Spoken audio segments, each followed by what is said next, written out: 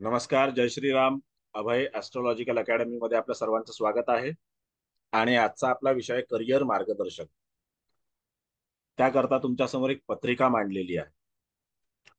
तर नेहमीप्रमाणे सगळ्यात पहिल्यांदा आपण विद्यार्थ्यांचं काय मत आहे. आता साधारणतः हे मूल जे आहे हे त्याच्यामध्ये 21-22 वर्षाचं मूल आहे. आता त्या 21 वर्षाच्या जातकाच्या बाबतीमध्ये तिथे करिअरच्या विषयी जर आपल्याला मार्गदर्शन करायचं असेल तर आपण काय काय पाहिलं पाहिजे आणि त्याला कशा प्रकारे मार्गदर्शन केलं पाहिजे. तर सगळ्यात पहिलं मी तुमचं मत जे आहे ते विचारात घेतो म्हणजे तुम्हाला काय वाटतं ही पत्रिका पाहून. तर प्रत्येकाने एक एक करून जर समजा सांगितलं तर बरं होईल. त्यानंतर पत्रिकेमध्ये नेमकं काय आहे, काय गम्य आहे पत्रिकेतलं, त्याच्याबद्दल आपण तिथे विश्लेषण करूच. ठीक आहे. तर कुणाला काही बोलायचं आहे तर नक्की बोला.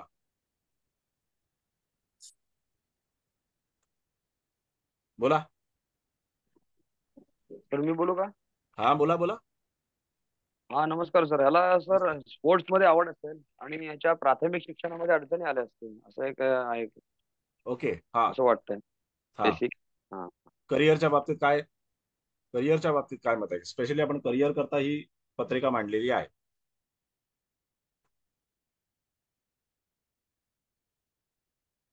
कुणाला काय करिअरच्या बाबतीत काही मत? Hello sir. हा, बोला. मकर लग्न आहे, हा. त्यामुळे करिअरच्या बाबतीत खूप चांगली पत्रिका आहे. पण ओके. मकरेचा स्वामी हा पंचमात आहे आणि त्याच्यावर मंगल आहे. ओके. करिअर मध्ये जाईल पुढे, पण तेवढीच त्या अनुषंगाने ती रिटर्न पण होत जाईल. थोडं ओके. बरं लागेल का, टेन्शन प्रकारचं एक राहील. हा. कसं वरती हा. वरती जशी जाणार तशीच ती खाली येत राहणार. ओके. आणि मैदानी क्रिकेट पण असे जे खेळ आहेत हा. हा. त्यामध्ये पण जाऊ शकते ही व्यक्ती, ओके. यामध्ये पण. हा. हा. आणि चांगली इंजिनिअरिंग म्हणून लग्नेशाच्या बरोबर मंगळ बसलाय ना, हा. त्यामुळे तिथे हा. इंजिनिअरिंग या क्षेत्रामध्ये ही व्यक्ती जाऊ शकते. ओके. हा. हा. आणि हा. सर, ही ही ही या जातक जो आहे या पत्रिकेचा, याची हा. मित्रमंडळी संगत याला चांगली लागणार नाही. हा, ते ठीक आहे, पण मी करिअरच्या बाबतीत म्हणतोय. करिअरच्या बाबतीत काय मत आहे तुमचं? करिअरच्या बाबतीमध्ये खूप अडथळे आहेत. ओके. बर. आणि ठीक आहे. ओके. कारण सर हा, सर, बोला. राहू सुद्धा पंचमात आहे शनी हा. मंगळाबरोबर. हा. तर राहू सुद्धा द्विधा मनस्थिती म्हणजे त्याला ती करिअरची लाईन एक्झॅक्ट कशी जायची हा. त्याच्यामध्ये सुद्धा त्याला प्रॉब्लेम होऊ शकतात. म्हणजे दिशा व्यवस्थित दाखवताना जरा प्रॉब्लेम होऊ शकतो. ओके. हा. हा. हा. हा. आणि हा, बोला कुलकर्णी सर साहेब. हा हा. हा ह्याला तर एक तर ह्याचा कुठेतरी फायनान्सचा संबंध येतो, म्हणजे आकडेमोड करणे, फायनान्शियल हा. किंवा धंदा, बिझनेस संबंधी हा. हा. असा काहीतरी याचा कारभार असणार. दुसरी गोष्ट, ह्याला थोडासा शो बिझनेस म्हणजे दिखावगिरी करून पैसे मिळवणे. हा. मग ती कन्स्ट्रक्शन मधली दिखावगिरी असेल, नाही तर एखादी शोरूम किंवा कपड्याचं काहीतरी असणे, हा. ह्याच्यामध्ये शोगिरी करून पैसे कमवणे अशी याची आवड असू शकते. ओके. हा. हा. सर हा, बोला. सर, इंटेरियर किंवा आर्किटेक्ट या क्षेत्रात हा काम करू शकतो ओके. किंवा हा. ह्याच्यात जाऊ शकतो. ओके. हा. आर्किटेक्चर किंवा इंटेरियर, बरोबर. कारण हा. शुक्र मंगळाची युती आहे म्हणून. हा. लग्नेश दोन्ही हा. आहे, मंगळयुक्त शुक्रयुक्त. ओके. शिवाय वृषभ राशी. ओके. ओके. हा. पण आणि सर स्ट्रॉंगली इंडिकेट तर केलं जात आहे की हा कम्युनिकेशन संबंधी काही ना काहीतरी ह्याला जास्त आवड आहे. अच्छा. आणि त्यांनी त्याच्या कम्युनिकेशन स्किलचा कुठेतरी बिझनेस मध्ये मोठ्या प्रमाणावर उपयोग करावा किंवा तो हा. करेल अशी हा. त्याची आवड दिसते. ओके. ओके. हा. हा. सर, शिक्षणात अडचणी आल्या असतील त्याच्या आणि करिअर स्लो जाईल. हम्म. म्हणजे त्याचे तेवढं यश पटकन मिळणार नाही त्याला करिअर मध्ये. ओके. ओके. सर, हा. हा, बोला. मी सई बोलते. हा, बोला. वृषभ राशीत हे चारही ग्रह आहेत. तर समजा हे जर का कृत्तिका नक्षत्रात असतील समजा, हम्म. हम्म. हम्म. तर असं म्हणतात की म्हणे कृत्तिका नक्षत्रातील ग्रह हे एक प्रकारचे म्हणजे शापच असतात. तर धरसोड प्रवृत्ती खूप दिसते. बरं, का बरं शाप असतात? याच्या मागचं कारण मला पण कृतिका हे रवीचं नक्षत्र आहे आणि वृषभ राशीत कुणाचं त्याचं चरण आहे. कुणाचं नक्षत्र आहे? रवीचं नक्षत्र कृतिका. नाही, कृतिका नक्षत्र हे सूर्याचं नाहीये, कारण सूर्य कृतिका नक्षत्राचा बाप होऊ शकत नाही.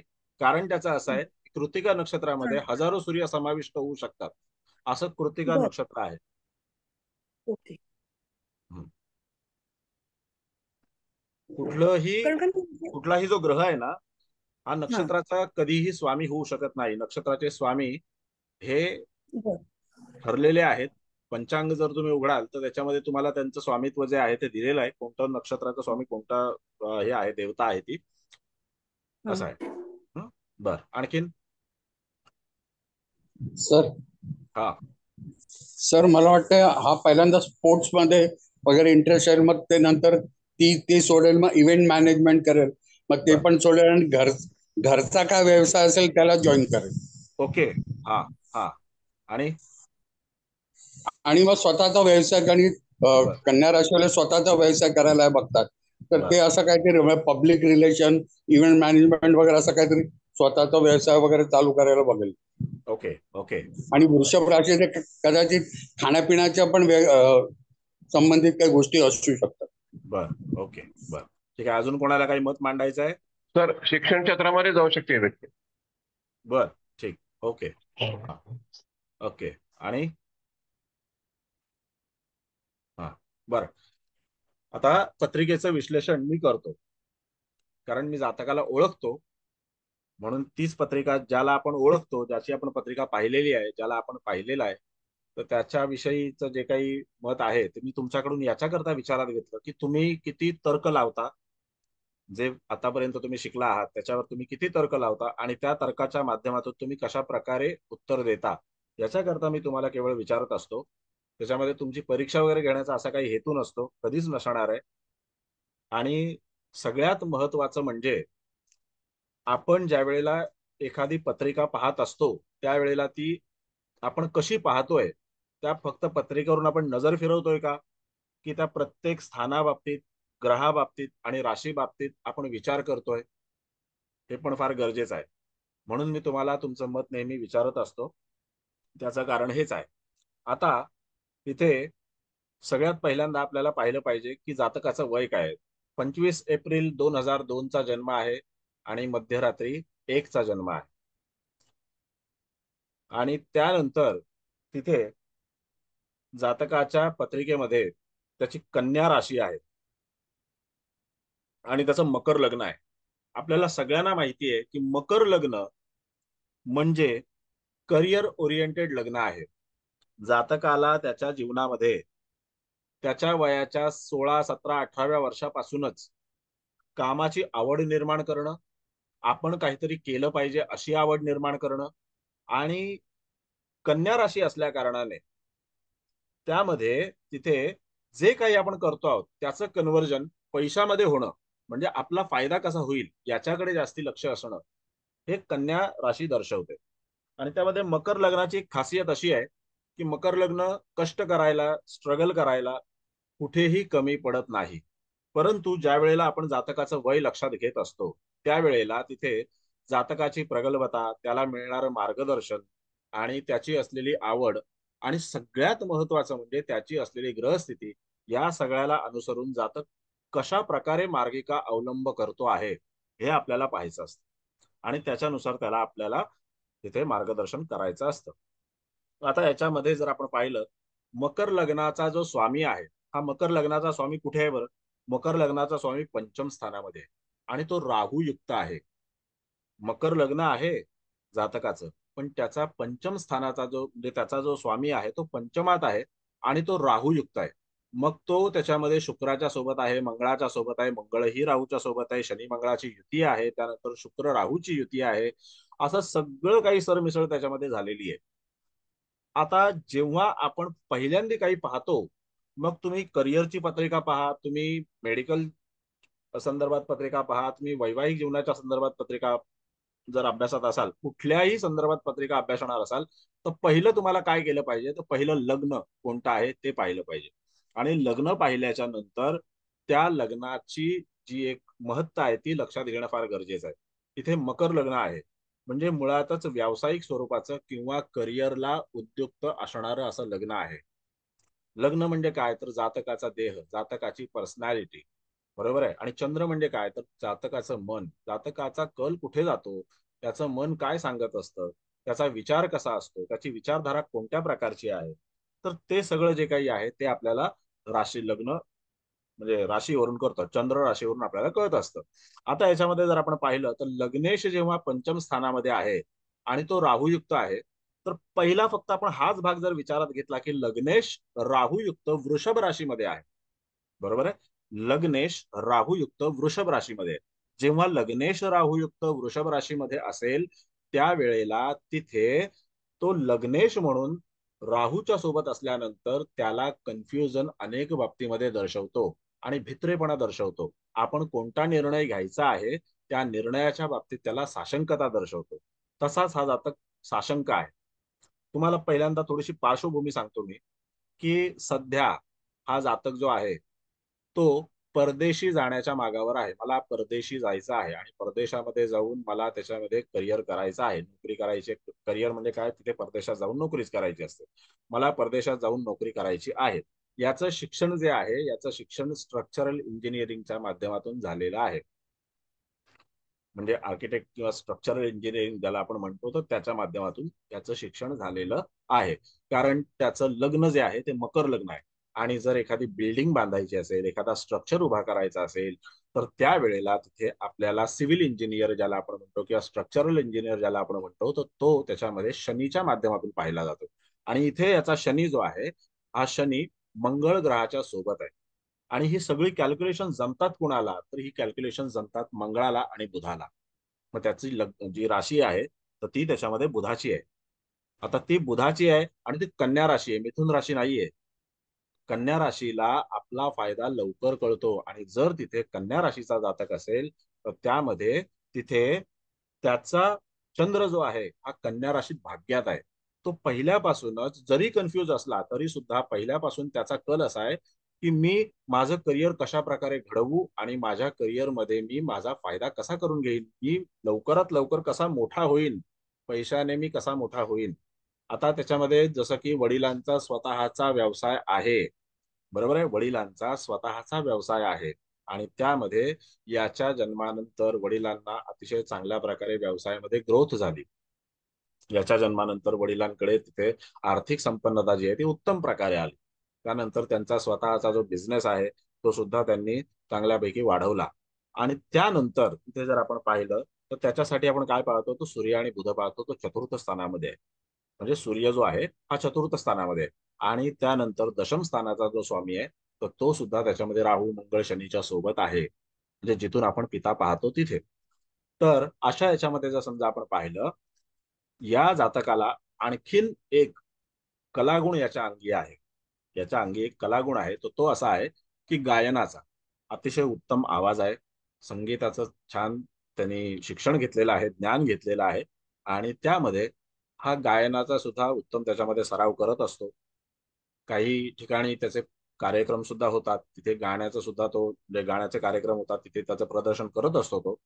परंतु सध्या त्याच्या डोक्यामध्ये तिथे असं आहे की मी परदेशात जाऊन नोकरी करणार, वडिलांच्या व्यवसायामध्ये तिथे काही हातभार लावणार नाही. किंवा आता वडिलांचा जो काही व्यवसाय आहे, वडिलांचा जो व्यवसाय त्याचा तो त्याच्यामध्ये मेटलच्या संबंधित व्यवसाय आहे. वडिलांचा व्यवसाय हा मेटलच्या संबंधित असून त्याच्यामध्ये तिथे फॅब्रिकेशनचा व्यवसाय आहे. आणि वडील ह्या सगळ्या गोष्टीचं जे काही कुठल्याही तऱ्हेचं जे काही घरामध्ये किंवा इंडस्ट्रियल याच्यामध्ये काही जे गोष्टी लागतात तर त्या सगळ्या त्या बनवण्याचं जे काही स्किल आहे, कौशल्य आहे ते त्या जातकाच्या अंगी आहे. अशा ह्याच्यामध्ये जर समजा आपण पाहिलं तर या जातकाला नेमकं यश कशामध्ये मिळेल हे जेव्हा आपल्याला विचारलं जातं तर आपण त्याच्याबद्दल काय विवेचन करावं, बरोबर आहे. या वेळेला आपल्याला काय पाहिलं पाहिजे की जातक खरोखर व्यवसायात प्रगती करेल का, जातक खरोखर वडिलांचा व्यवसाय सांभाळेल का, जातकाला परदेशामध्ये जाऊन त्याच्यात यश आहे का, किंवा जातकाला जे काही त्यांनी गाण्याचं शिक्षण घेतलेलं आहे तर गाण्यामध्ये त्याचं करिअर होऊ शकेल का. म्हणजे अगदी त्याच्या मामाने त्याला आवडीने गाण्यासाठी तिथे, कारण मामा स्वतः त्याच्यामध्ये संगीताचं अंग व्यवस्थित जाणत असल्या कारणाने त्यांनी त्याच्यामध्ये जातकाला संगीत क्षेत्रामध्ये आणण्याचा प्रयत्न केला. आता याच्यामध्ये त्याचं कारण असं आहे की तुम्ही जर पाहिलं तर जातकाच्या चतुर्थ स्थानामध्ये बुध आहे, आणि चतुर्थ स्थान आपण कशा करता पाहतो, तर चतुर्थ स्थान आपण सुखासाठी पाहतो. आणि त्यानंतर तिथे बुध हा जसा युवराज आहे, बुध जसा बुद्धीचा कारक आहे, बुध जसा सचिव आहे, तसाच बुध मामा देखील आहे. आणि जर त्याच्यामध्ये बुध मामा आहे तर त्यामध्ये तिथे आपण जर विचार केला तर बुधाच्या अनुषंगाने त्याच्या मामाने त्याला संगीत क्षेत्रामध्ये आणण्याचा प्रयत्न केला. आणि त्याची कन्या राशी असल्या कारणाने त्या जातकाने सुद्धा त्याच्यामध्ये अतिशय उत्तम प्रकारे पकड घेतली. त्यानंतर तिथे त्याचा स्वतःचा लग्नेश जो आहे, हा लग्नेश वृषभ राशीत असल्या कारणाने, भले तो राहू युक्त आहे, मंगळ युक्त आहे, शुक्र त्याच्यानंतर शुक्र युक्त आहे, तो ज्या ग्रहांनी युक्त आहे, पण त्या सगळ्या ग्रहांचे आणि त्या राशीचे आणि त्या स्थानाचे देखील परिणाम जातकावरती होत असतात. तर अशा याच्यातून जर आपण पाहिलं तर त्या जातकाची संगीतामध्ये रुची तयार झाली आणि त्याने काही कार्यक्रम देखील तसे केलेले आहेत जिथे त्याची प्रशंसा झालेली आहे. अशा याच्यामध्ये समजा आपण विचार केला तर त्याचं षष्ठ स्थान जे आहे, षष्ठ स्थानावरून आपण मामा पाहत असतो. बघा, पत्रिका आपल्याला खूप बारकाईने पाहायची असते. षष्ठ स्थानावरून आपण मामा पाहतो आणि मामा म्हणजे बुध हा त्याच्यामध्ये चतुर्थ स्थानात आहे. मामाच्या आणि वडिलांच्या आशीर्वादाने त्याला आज बऱ्याच गोष्टी प्राप्त झालेल्या, बराच जातक सुखात आहे. म्हणजे ते मामा आणि वडील हे दोघ जण आहेत, हे त्याच्यासाठी मित्र आहेत, मित्र आहेत. जरी तो जसं की तामसेकर साहेब म्हणाले की त्याच्यामध्ये तो चुकीच्या संगतीमध्ये असेल वगैरे वगैरे असेल, आता त्याचं वय आहे तर तो त्याच्यामध्ये चुकीच्या संगतीमध्ये सुद्धा असेल, त्याबद्दल वादच नाही. कारण पंचमामध्ये इतके ग्रह आहेत, राहू आहे, मंगळ आहे, शुक्र आहे, आणि त्यामध्ये शुक्र शनी मंगळाची युती आहे. तर अशा वेळेला तिथे चुकीची संगत मिळणं क्रमप्राप्त आहे, त्याला ती चुकीची संगत प्राप्त झालेली आहे, त्या बाबतीत वाद नाही. मिसगाईड करणारे लोक प्राप्त झालेले आहेत, त्या बाबतीत वाद नाही. परंतु त्याला दोन तगडे मार्गदर्शक मिळालेले आहेत. एक म्हणजे त्याच्यामध्ये मामा आणि दुसरा म्हणजे त्याच्यामध्ये त्याचा स्वतःचा बाप. हे दोघही जण त्याला अतिशय उत्तम मार्गदर्शक म्हणून प्राप्त झालेले आहेत. त्याच्यानंतर चतुर्थ स्थान म्हणजे मातेचं स्थान आहे, आणि त्या मातेच्या स्थानावरून जेव्हा आपण तिचा भाऊ पाहतो तर त्यावेळेला तिथे आपण षष्ठ स्थान पाहत असतो. मग ह्या षष्ठ स्थानामध्ये जर आपण पाहिलं तर तिथे गुरु सारखा ग्रह आहे, बरोबर आहे. आता गुरुचा नंतरचा फलादेश काय असेल तो, परंतु त्याच्यामध्ये तिथे षष्ठात गुरु असल्याच्या नंतर त्या गुरुच्या माध्यमातून जातकाला मामाकडून बराचसा फायदा झाला. संगीत क्षेत्रात आणणं, संगीत क्षेत्रामध्ये त्याला उभं करणं, आणि त्यानंतर त्याला तिथे काम करण्यासाठी एनकरेज करणं, या सगळ्या गोष्टी मामाकडून झाल्या. आता ह्याच गुरुची दृष्टी जी आहे, ती गुरुची दृष्टी तुम्हाला पाहता येते की त्याच्यामध्ये ती दशम स्थानावर दृष्टी आहे, आणि त्यानंतर तिथे दुसरी दृष्टी जी आहे ती व्ययस्थानावरती आहे, म्हणजे 12व्या स्थानावरती आहे. त्यानंतर तिसरी दृष्टी जी आहे ती धनस्थानावरती आहे. म्हणजे ह्या तिन्ही दृष्टीच्या माध्यमातून गुरु त्याला ब्लेसिंग्स देतच आहे, आणि तो कुठल्याही पापग्रहाच्या मुखात पाहत नाहीये. त्यानंतर तो कुठेही पापग्रह युक्त नाहीये, बरोबर, आणि त्याच्यावर सुद्धा कुठल्याही पापग्रहाची दृष्टी नाहीये, बरोबर. मग अशा वेळेला जर समजा आपण पाहिलं तर त्याला हे जे काही मार्गदर्शन मिळालेलं आहे ते अतिशय उत्तम आहे. आणखीन एक तुम्हाला जर त्याच्यात पाहायला मिळाला प्रकार, तर गुरु आणि चंद्राचा केंद्र योग आहे. गुरु आणि चंद्राचा केंद्र योग आहे. जेव्हा गुरु चंद्राचा केंद्र योग असतो, इतर ग्रहांचा केंद्र योग आणि गुरु चंद्राचा केंद्र योग याच्यामध्ये फार फरक आहे. जेव्हा इतर ग्रहांचा केंद्र योग होतो त्यावेळेला तू बडा के मैं बडा, मोठं कोण, अशी स्पर्धा लागते. पण जेव्हा गुरु आणि चंद्राचा केंद्र योग होतो तर त्यावेळेला तिथे गुरु चंद्राला नक्कीच ब्लेसिंग करत असतो आणि त्याच्या माध्यमातून त्याला पुढे जाण्यासाठी उद्युक्त करत असतो. आता ह्याचं पंचम स्थानामध्ये याची पत्रिका मोठ्या प्रमाणावरती बिघडलेली आपल्याला दिसून येते. सध्या ह्या जातकाच्या मनामध्ये असं आहे की जे काही त्यांनी शिक्षण घेतलेलं आहे तर त्या माध्यमातून तिथे परदेशात जावं आणि परदेशामध्ये नोकरी करावी. त्याला तिथे कुणाचीही ना नाही की तू परदेशात जाऊ नकोस, असं काही नाही की त्यांच्याकडे तिथे आर्थिक प्रयोजन नियोजन नाही, त्यांच्याकडे सर्व काही व्यवस्थित आहे आणि तिथे त्याला दोघंही सपोर्ट करतायत की बाबा तू पुढे जा, तुला परदेशामध्ये जायचंय, नोकरी करायची आहे, काय काम करायचं आहे, अनुभव घ्यायचा आहे, अनुभव घे. त्यानंतर जेव्हा तुला वाटेल त्यावेळेला आपला घरचा व्यवसाय आहेच, घरच्या व्यवसायामध्ये तू त्याच्यामध्ये तिथे जॉईन करू शकतोस, अशा तऱ्हेने तिथे त्याला सांगितलेलं आहे. पण आता जातकाच्या समोर प्रश्न असा आहे की त्याने जे काही शिक्षण घेतलं, जसं तुम्ही म्हणालात की याच्या शालेय शिक्षणामध्ये अडथळे आले असतील, नक्की त्याच्या शालेय शिक्षणामध्ये अडथळे आलेले आहेत, पण त्याचं जे काही हायर एज्युकेशन आहे, जसं आपल्याकडे जी सिस्टम आहे 10+2+3, तर त्याच्यामध्ये जसं की आपण 12वी पर्यंत वगैरे तिथे प्राथमिक शिक्षणाचा अंदाज घेतो, त्याच्यानंतरचं जे काही शिक्षण आहे तर ते शिक्षण त्याचा अतिशय चांगल्या प्रकारे झालेलं आहे, मनासारखं शिक्षण झालेलं आहे. मग अशा ह्याच्यामध्ये जर समजा आपण विचार केला तर याला परदेशी जाण्याचं योग सुद्धा आहे. परदेशी जाण्याचा योग का आहे? कारण त्याच्या षष्ठ स्थानातला जो गुरु आहे तो व्यय स्थानाला पाहतोय. जेव्हा गुरु सारखा ग्रह व्यय स्थानाला पाहत असतो त्यावेळेला जातक तिथे आपल्या मातृभूमीपासून किंवा आपल्या जन्मस्थानापासून तिथे बऱ्याचदा दूर जातो आणि त्याच्यामध्ये आपलं करिअर घडवण्याचा प्रयत्न करतो. त्यानंतर षष्ठ स्थान जे आहे ते सुद्धा गुरुयुक्त असल्या कारणाने जातकाला नोकरी करण्याची इच्छा फार प्रबळ आहे. जातकाला वाटतं की मी नोकरी करावी आणि त्या माध्यमातून पुढे जाऊन मी माझं करिअर जे आहे ते घडवावं, मी पैसे कमवावे. आणि असा विचार येण्याचं दुसरं एक कारण असं आहे की त्यामध्ये तिथे त्याची कन्या राशी आहे. जर तुम्ही विचार कराल तर कन्या राशी म्हणजे कालपुरुषाच्या कुंडलीमध्ये षष्ठ स्थानात येणारी राशी आहे आणि ज्या वेळेला ही कालपुरुषाच्या कुंडलीमध्ये षष्ठ स्थानात राशी येते त्यावेळेला तिथे जातकाची विचारधारा ही त्याच माध्यमातून पुढे जाते. तो तत्काळ वडिलांनी सांगितलं किंवा आपला घरचा व्यवसाय म्हणून त्या तिथे गादीवर जाऊन बसणार नाही. कारण त्याचं असं आहे की ज्या वेळेला तिथे कन्या राशी आहे आणि लग्न शनीचं आहे त्यावेळेला तिथे जातकाला अनुभव घेणं, शिक्षण घेणं, एखाद्या गोष्टीची जाणकारी घेणं आणि त्यानंतर त्या गोष्टीमध्ये तिथे आपलं प्रभुत्व दाखवण्याचा प्रयत्न करणं किंवा आपण आपले प्रयत्न करणं हे त्याच्यामध्ये आलंच. म्हणून तुम्हाला पत्रिका पाहताना हे पाहिलं पाहिजे की ग्रह कोणते कोणते आहेत. आता इथे पत्रिका बलवान कुठे झाले आणि पत्रिका कमकुवत कुठे झाले हे सुद्धा आपल्याला कळून येतं.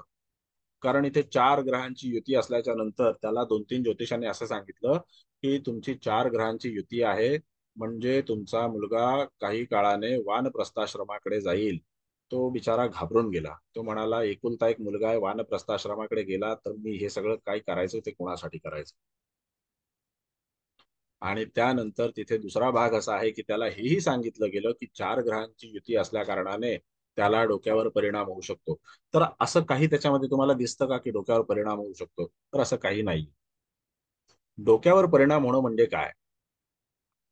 आता डोक्यावर परिणाम होणं म्हणजे तिथे बुध बिघडलेला असणं किंवा माणसाने वेड्यासारखं वागणं, चुकीचे निर्णय घेणं. आता जेव्हा माणूस चुकीचे निर्णय घेतो किंवा तो वेड्यासारखं वागतो तर त्यावेळेला त्याच्याकडे बुधाची निर्णय क्षमता, विचारशक्ती ही फार कमी असते. जर तिथे बुध चांगल्या स्थितीत आहे, मेष राशीत आहे आणि मेष राशी ही बुधाला क्विक डिसिजन घ्यायला लावणारी आहे, तत्काळ एखादा निर्णय घेणे, हजरजबाबी असणे. त्यात कन्या राशीचा आहे म्हणजे दुसऱ्याला न दुखावता व्यवस्थित हजरजबाबीपणाने तो निर्णय देतो किंवा त्याच्यामध्ये एखादी गोष्ट मांडण्याचा प्रयत्न करतो. पण तिथे एक भाग असाही आहे की त्याचा लग्नेश हा राहूयुक्त आहे. लग्नेश राहूयुक्त असल्या कारणाने तो बोलतो भरपूर. लग्न राशी असल्या कारणाने तो बोलतो खूप. पण लग्नेश राहूयुक्त असल्याच्या नंतर जातकाला नेहमी आपल्याला काय करायचं आहे, आता मी हा निर्णय मांडला तर नक्कीच, पण तो निर्णय मांडल्याच्या नंतर त्याच्यावरती मी अंमलबजावणी कशी करू, कधी करू, याच्या बाबतीमध्ये जातक जेव्हा साशंक होतो त्यावेळेला तिथे अशा तऱ्हेचं वातावरण आपल्याला दिसून येतं. म्हणजे तिथे शनी मंगळाची जी काही युती आहे ती आता जसं याच्यामध्ये आपण पाहिलं तर त्याचे बरेचसे मित्रमंडळी जे आहेत ते शिक्षणाकरता गेलेले आहेत. ते शिक्षणाकरता तिथे परदेशी गेलेले आहेत आणि त्यानंतर तिथे त्यांनी नोकरी वगैरे सुद्धा करायला प्रारंभ केलेला आहे. पण याचं काय आहे की मला त्याच्यामध्ये शिक्षणाकरता नाही तर मला नोकरी मिळवण्याकरता परदेशी जायचं आहे आणि मला पैसे कमवायचे. म्हणजे जातकाचा विचार किती योग्य आहे. माणसाला व्यसन असावं पण ते पैसे कमवण्याचं असावं, करिअर घडवण्याचं असावं. आणि मकर लग्नाला हे करिअरचं व्यसन निश्चितच असतं. आता याच्यामध्ये जर आपण म्हटलं की त्याचा लग्नेश जो आहे तो शुक्राच्या सोबत आहे, म्हणजे हा त्याच्यामध्ये थोडासा विलासी असेल, अमुक असेल, तमुक असेल. पण त्याच्यामध्ये आपण असंही पाहतो की ज्या वेळेला ते लग्नेश हा मंगळाच्या सोबत आहे त्यावेळेला जातक हा स्ट्रगल करतोच, आणि स्ट्रगल केल्याच्या नंतर अनुभव घेऊनच पुढे जातो.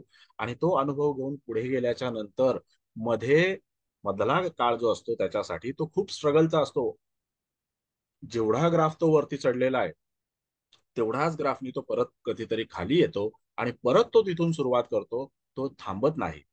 मंगळाची आणि शनीच्या युतीची ही खासियत आहे. मंगळ हा लवकर एखादी गोष्ट मिळवण्यासाठी प्रयत्न करणार आहे, आणि शनीची सवय अशी आहे की अनुभवाखेरीज कुणाला काहीही द्यायचं नाही.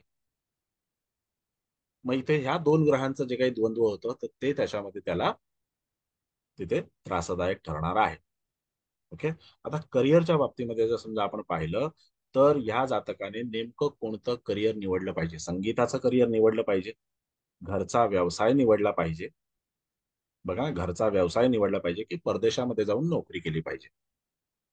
आता तुम्ही त्याच्यावरती काय उत्तर द्याल? बोला.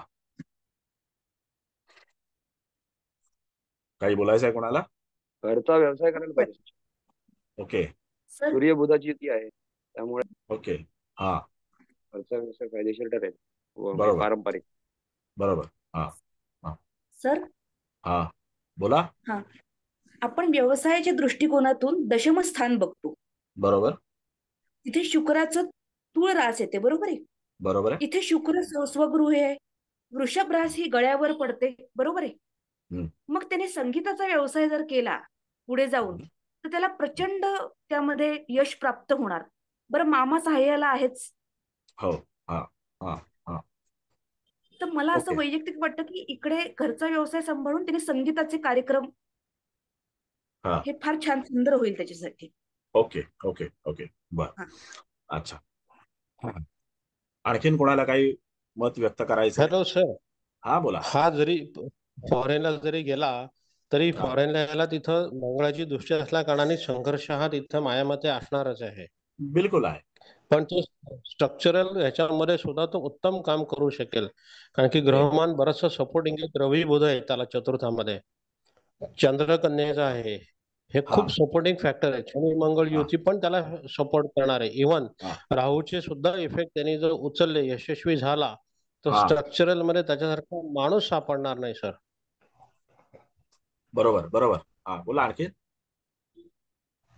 हा, आणि मी म्हटलं तसं ते कम्युनिकेशन स्किल किंवा हे मी जेव्हा पहिल्यांदा उल्लेख केला होता, आता ते हा गाणं आलं आपण ते हा गाणं, हा ह्याच्यामध्ये सुद्धा तो साइड बाय साइड असं म्हणजे तो करू शकतो. पण बेसिकतः लग्नेश हा शनी आणि मंगळावर असल्या कारणाने ह्याची आवड नंतर ती किती टिकेल हा थोडासा प्रश्न आहे.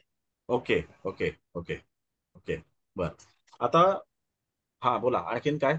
देऊळकर साहेब, काय बोलायचंय? सर सर हा घरून काहीतरी व्यवसाय करण्यासारखा किंवा घराच्या संबंधित काहीतरी व्यवसाय करण्यासारखा त्याच्यामध्ये चांगली प्रगती करू शकेल असं मला वाटतं. बर. ओके ओके म्हणजे ओके. ते काय असतं ना ते हा हा. म्हणजे घरचा व्यवसाय म्हणजे चतुर्थात बुध घरचं असल्यामुळे. हा म्हणजे घरचं म्हणजे ते हाऊस डेकोरेशन मध्ये इंटेरियर डेकोरेटर असं काही किंवा तशा बाबतीत काही असं काही करू शकेल असं वाटतं. ओके ओके ओके म्हणजे घरून करण्यासाठी किंवा घराबद्दल ओके करण्यासाठी. Okay okay. हा, बर. आता काही याच्यामध्ये काळ परदेशी जाणारच सर तो पण.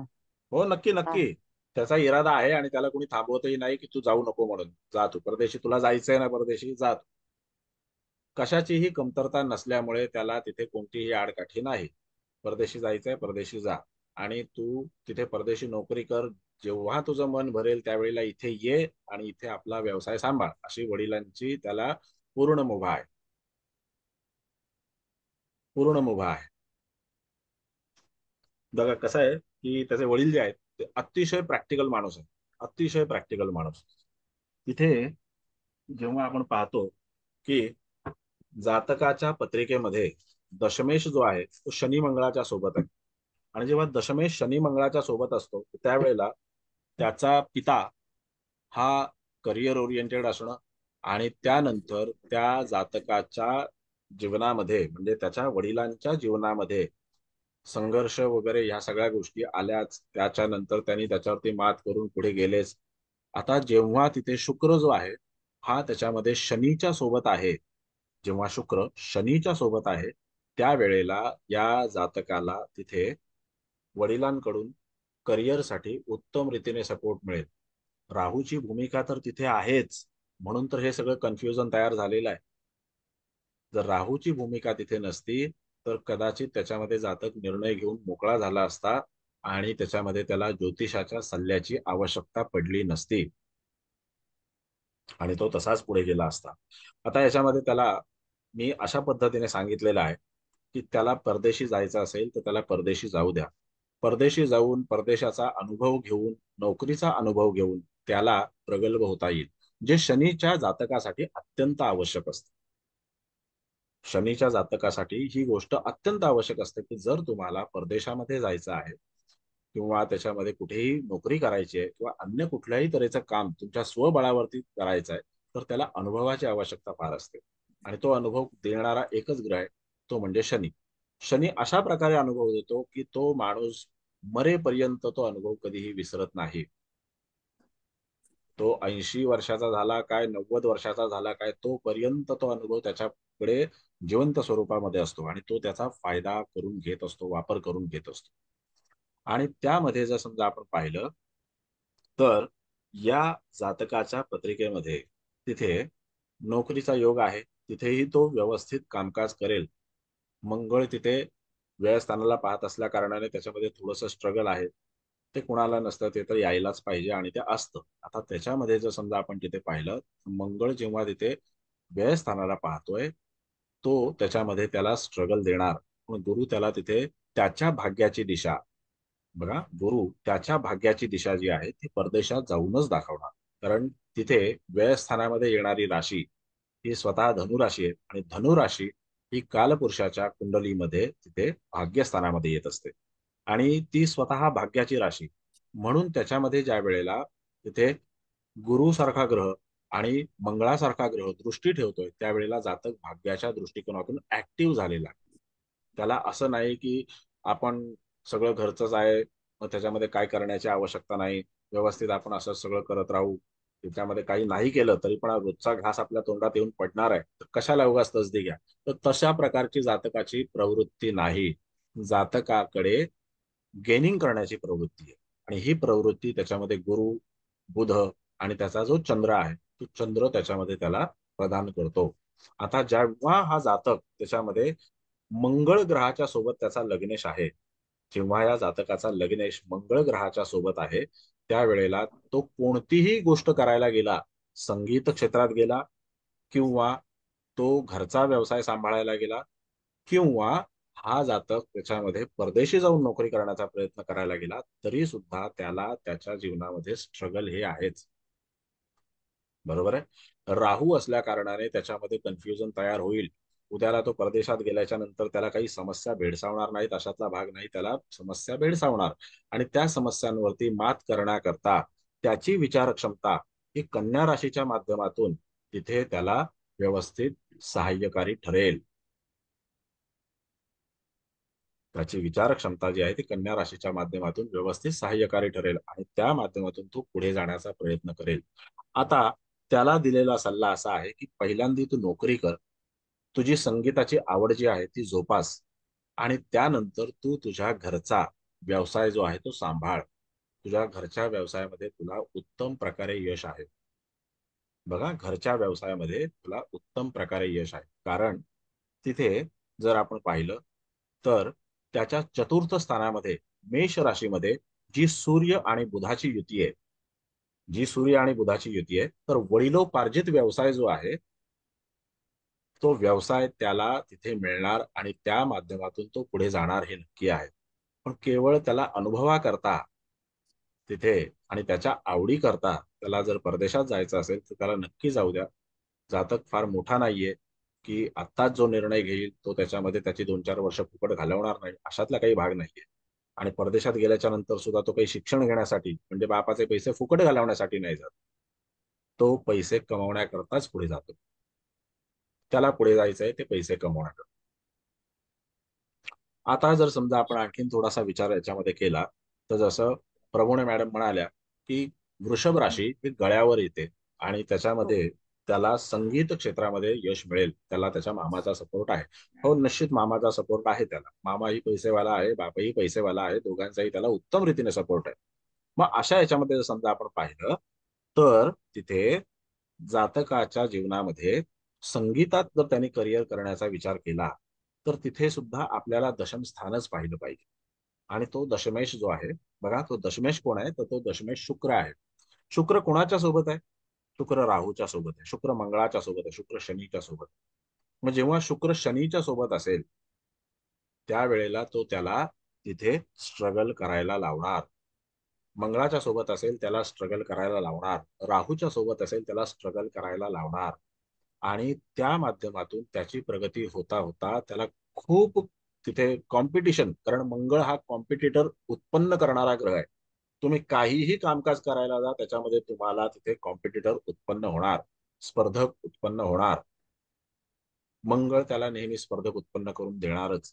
आणि संगीताचं क्षेत्र किंवा आजच्या तारखेला कलेचं जे क्षेत्र आहे ते इतकं साधं सोपं आणि सरळ राहिलेलं नाही की त्याच्यामध्ये तुम्हाला सहज रीतीने एखादी गोष्ट प्राप्त होईल. आपण जे काही दिग्गज होऊन गेले, जे दिग्गज संगीत क्षेत्रामध्ये होऊन गेले, त्यांचा जर आपण करिअर ग्राफ पाहिला तर त्या काळात त्यांचा जर आपण करिअर ग्राफ व्यवस्थित पाहिला, जे दिग्गज होऊन गेले सिने क्षेत्रामध्ये, तर त्यांनी सुद्धा, ज्यांना बॅकअप नाहीये अशा लोकांनी सुद्धा त्याच्यामध्ये भरपूर स्ट्रगल केलेला आहे. आणि ज्यांना बॅकअप आहे त्यांनी सुद्धा त्याच्यामध्ये बरंच स्ट्रगल केलेलं आहे. आणि त्या स्ट्रगल खेरीज त्यांना कुठलीही गोष्ट प्राप्त होत नाही. म्हणजे ऍक्टर्सच्या बाबतीमध्ये जर आपण पाहिलं तर तुम्ही साधारणपणे 70 ते 80% जर मराठी आर्टिस्ट पाहिले किंवा 70 ते 80% तुम्ही मराठी सिनेसृष्टीमधले काही लोक पाहिलीत तर ते मूळचा व्यवसाय सोडून नंतर प्रोड्युसर म्हणून त्याच्यामध्ये एस्टॅब्लिश व्हायचा प्रयत्न करतात. का? कारण त्याच्यामध्ये जे काम ते करत असतात ना त्या कामामध्ये त्यांच्या एक वयाची मर्यादा असते, त्यानंतर तिथे कॉम्पिटिटर्स पण भरपूर असतात. मग त्यापेक्षा या सगळ्यांकडून इतरांकडून काम करून घेऊन त्याच्या माध्यमातून आपल्याला कसा पैसा तयार होईल हा जो काही प्रकार आहे हा त्याच्यामध्ये पाहणं ते त्यांना श्रेयस्कर वाटतं. म्हणजे तुम्ही अगदी हिंदी सिने इंडस्ट्री घ्या किंवा तुम्ही मराठी घ्या किंवा आणखीन काही घ्या, तुम्ही जर पाहिलं तर त्याच्यामध्ये कित्येक जे असे लोक आहेत, जसं की तुम्हाला दीपक तिजोरी नावाचा एक आर्टिस्ट जो आहे तो सगळ्यांना माहिती असेल. तो त्याच्यामध्ये बरेच सिनेमे केले त्याने आणि त्याच्यामध्ये त्याने काय अशी नायकाची भूमिका वगैरे केलेली नाही. त्याने काय केलं तर त्याच्यामध्ये साईड ऍक्टरचा रोल करायचा होता, सेकंड लीड, ज्याला हल्ली सेकंड लीड म्हटलं जातं. पहिल्यांदा साईड ऍक्टर म्हणायचे तर ते म्हणजे असं प्रेस्टिजला धक्का लागतो. आता कसं सेकंड लीड म्हणतात. तो सेकंड लीड जो आहे ना तो सेकंड लीड करत करत करत करत त्यांनी त्याचं करिअर केलं आणि त्यानंतर ऍक्टिंग करणं सोडून दिलं. आणि ऍक्टिंग सोडून दिल्याच्या नंतर त्यांनी निर्मितीच्या क्षेत्रामध्ये आपलं करिअर आजमावण्याचा प्रयत्न केला आणि तिथे पैसे मिळाले. कसं आहे की इंडस्ट्रीमध्ये फक्त दोनच सर आहेत, एक फायनान्सर आणि एक प्रोड्युसर. बाकी सगळे ऍक्टर, डिरेक्टर, एडिटर हे सगळे टर आहेत. पण त्यामध्ये जर समजा आपण विचार केला तर या जातकाला तिथे उभं राहण्यासाठी सुद्धा खूप स्ट्रगल करावं लागेल. आणि तिथे करिअर होता होता आणि झाल्याच्या नंतर ते टिकवता टिकवता खूप पुरेवाट लागेल. कारण शुक्र हा त्याचा वृषभ राशीमध्ये, दशमेश शुक्र वृषभ राशीमध्ये आहे आणि तो शनी मंगळाच्या सोबत आहे. त्याच्यामुळे तिथे त्याला ते क्षेत्र जे आहे ते क्षेत्र त्याला तितकंस योग्य राहणार नाही. त्याने संगीताची आवड नक्की जोपासावी, पण संगीताची आवड इतकी जोपासावी की जेणेकरून त्याच्या मूळ करिअरला धोका तयार होणार नाही. त्याने तिथे वाहत जाऊ नये. हे इंडस्ट्री म्हणजे एक नशा आहे. इथे जो गेलेला माणूस असतो ना, समजा त्याने 5, 10, 15, 20 वर्ष जरी काम केलं त्यानंतर तो जीवनभर त्यातून बाहेर येत नाही. हा अनुभव आहे की त्याच्यामधून तो लवकर बाहेर येत नाही. तो त्याच्यामध्ये तिथे त्याचं जीवन जे आहे ते त्याच्या इर्द गिर्द कुठे ना कुठेतरी फिरत राहत. आता ह्याच्यामध्ये कसं आहे की ह्याला एक एस्टॅब्लिश बिझनेस आहे वडिलांकडचा, तो सांभाळणं त्याला फार योग्य याच्याच करता राहील. कारण जर समजा या जातकाला वडिलांचा जो काही फॅब्रिकेशनचा व्यवसाय आहे आणि याने स्ट्रक्चरल इंजिनिअरिंगचं जे शिक्षण घेतलेलं आहे त्याच्यासोबत जर या जातकाने बघा, याच्या धनुराशीवरती गुरुची दृष्टी आहे आणि याच्या दशम स्थानावरती सुद्धा गुरुची दृष्टी आहे. या जातकाने जर त्याच्यासोबत, जसं मगाशी नांगरे साहेब म्हणाले तसं, याने जर इंटिरियरचं शिक्षण घेतलं, इंटिरियर डिझायनिंगचं शिक्षण घेतलं, तर भविष्यामध्ये याला बरंच काम तयार होईल, खूप काम येईल अशा प्रकारे. म्हणजे एक तर त्याच्याकडे जी कला म्हणजे एस्टॅब्लिश व्यवसाय आहे, त्यानंतर त्याच्याकडे जो स्ट्रक्चरल इंजिनिअरिंगची पदवी, आणि त्याच्यानंतर त्या जातकाच्या जीवनामध्ये तिथे जर त्यांनी इंटेरियरचं शिक्षण घेतलं तर तो सुद्धा त्याच्यामध्ये आपण ज्याला म्हणतो सोने पे सुहागा अशा तऱ्हेचा येऊन जाईल. आणि त्यांनी साईड बाय साईड जर समजा गाण्याचा त्याचा जो काही छंद आहे तो जोपासला, हरकत नाही. त्याला एखादा अल्बम काढावासा वाटला, काढायला हरकत नाही. कारण तुम्ही जर समजा 90sच्या काळामध्ये पाहिलं तर 90s मध्ये इतके अल्बम तयार झाले, इतके अल्बम तयार झाले, आणि आता ते सिंगर कुठे कुठे गायबच झाले. 90s पर्यंत किंवा एक साधारणतः 2000 पर्यंत सिंगर्स जे होते ते तुम्हाला माहिती असायचे की हे गाणं, हा आवाज ऐकल्याच्या नंतर आपल्याला कळायचं की हा याचा आवाज आहे, तो त्याचा आवाज आहे, नाही का. आणि तशी गाणीही तयार होत होती, तसं त्याच्यामध्ये संगीतही तयार होत होतं. पण आता ती निर्मिती बंद झालेली आहे. आता मला वाटत नाही की कुणाला त्याच्यामध्ये एखादा सिनेमा आलेला आहे, त्याच्यामध्ये खूप छान गाणं आहे आणि ते पुढची 4-5 वर्ष चाललेलं आहे, असं कधीच होत नाही. 4-5 महिन्यामध्ये ते कुठे विरून जातं कुठेही कळत नाही. म्हणून, आणि जातक हा मुळात त्याच्यामध्ये कन्या राशीचा असल्या कारणाने त्याला त्याच्या फायद्याची गोष्ट जी आहे ती लवकर लक्षात येते. फक्त तो निर्णय घेण्यामध्ये कुठेतरी कमकुवत पडणार, कारण त्याचा लग्नेश राहूयुक्त आहे. पण मेहनत करायला कुठे कमी पडणार नाही, कारण त्याचा लग्नेश मंगळाच्या सोबत आहे. आता इथे दशमेश शुक्र हा सगळ्याच बाबतीमध्ये लागू होतो. मग त्याने कुठला का व्यवसाय करेना, त्या सगळ्या बाबतीमध्ये त्याला दशमेश शुक्र लागू होतोच. आणि हा दशमेश शुक्र 3 दिग्गज ग्रहांच्या सोबत आहे. एक राहू, दुसरा मंगळ आणि तिसरा शनी. ह्या तीनही जर दिग्गज ग्रहांच्या सोबत असेल तर ह्या सगळ्यांना सोबत घेऊन चालणं शुक्राला आवश्यक आहे. कधी कधी शुक्राला त्यांचा दाह, त्यांची जी काही एक पद्धती आहे ती पद्धती शुक्राला सहन होत नाही. मग ही सहन कोणाला होईल आणि कोण सहन करू शकेल, तर त्याचं मकर लग्न ही पद्धती सहन करू शकेल. आता जेव्हा मकर लग्न ही पद्धती सहन करू शकेल त्यावेळेला त्याच्यामध्ये तो करिअरचाच विचार करेल की माझा फायदा कशात असेल आणि मी पुढे कसं जाईल. मग ज्या वेळेला तिथे जातक हा शुक्र मंगळाची युती आहे, त्याच्या पंचम स्थानामध्ये शुक्र मंगळाची युती आहे, तर त्या युतीच्या माध्यमातून जातक हा आपल्या करिअरला कधीही सोडणार नाही, किंवा करिअरची वाट जी आहे ती कधीही सोडणार नाही. टिल द एंड तो करिअर ओरिएंटेडच राहणार. ओके, काही शंका असेल तर नक्की विचारा. काही तुम्हाला विचारायचं असेल जे आतापर्यंत मी सांगितलं त्याच्याबद्दल तुमच्या मनात काही प्रश्न उपस्थित झाले असतील तर नक्की विचारा. बोला बोला बोला.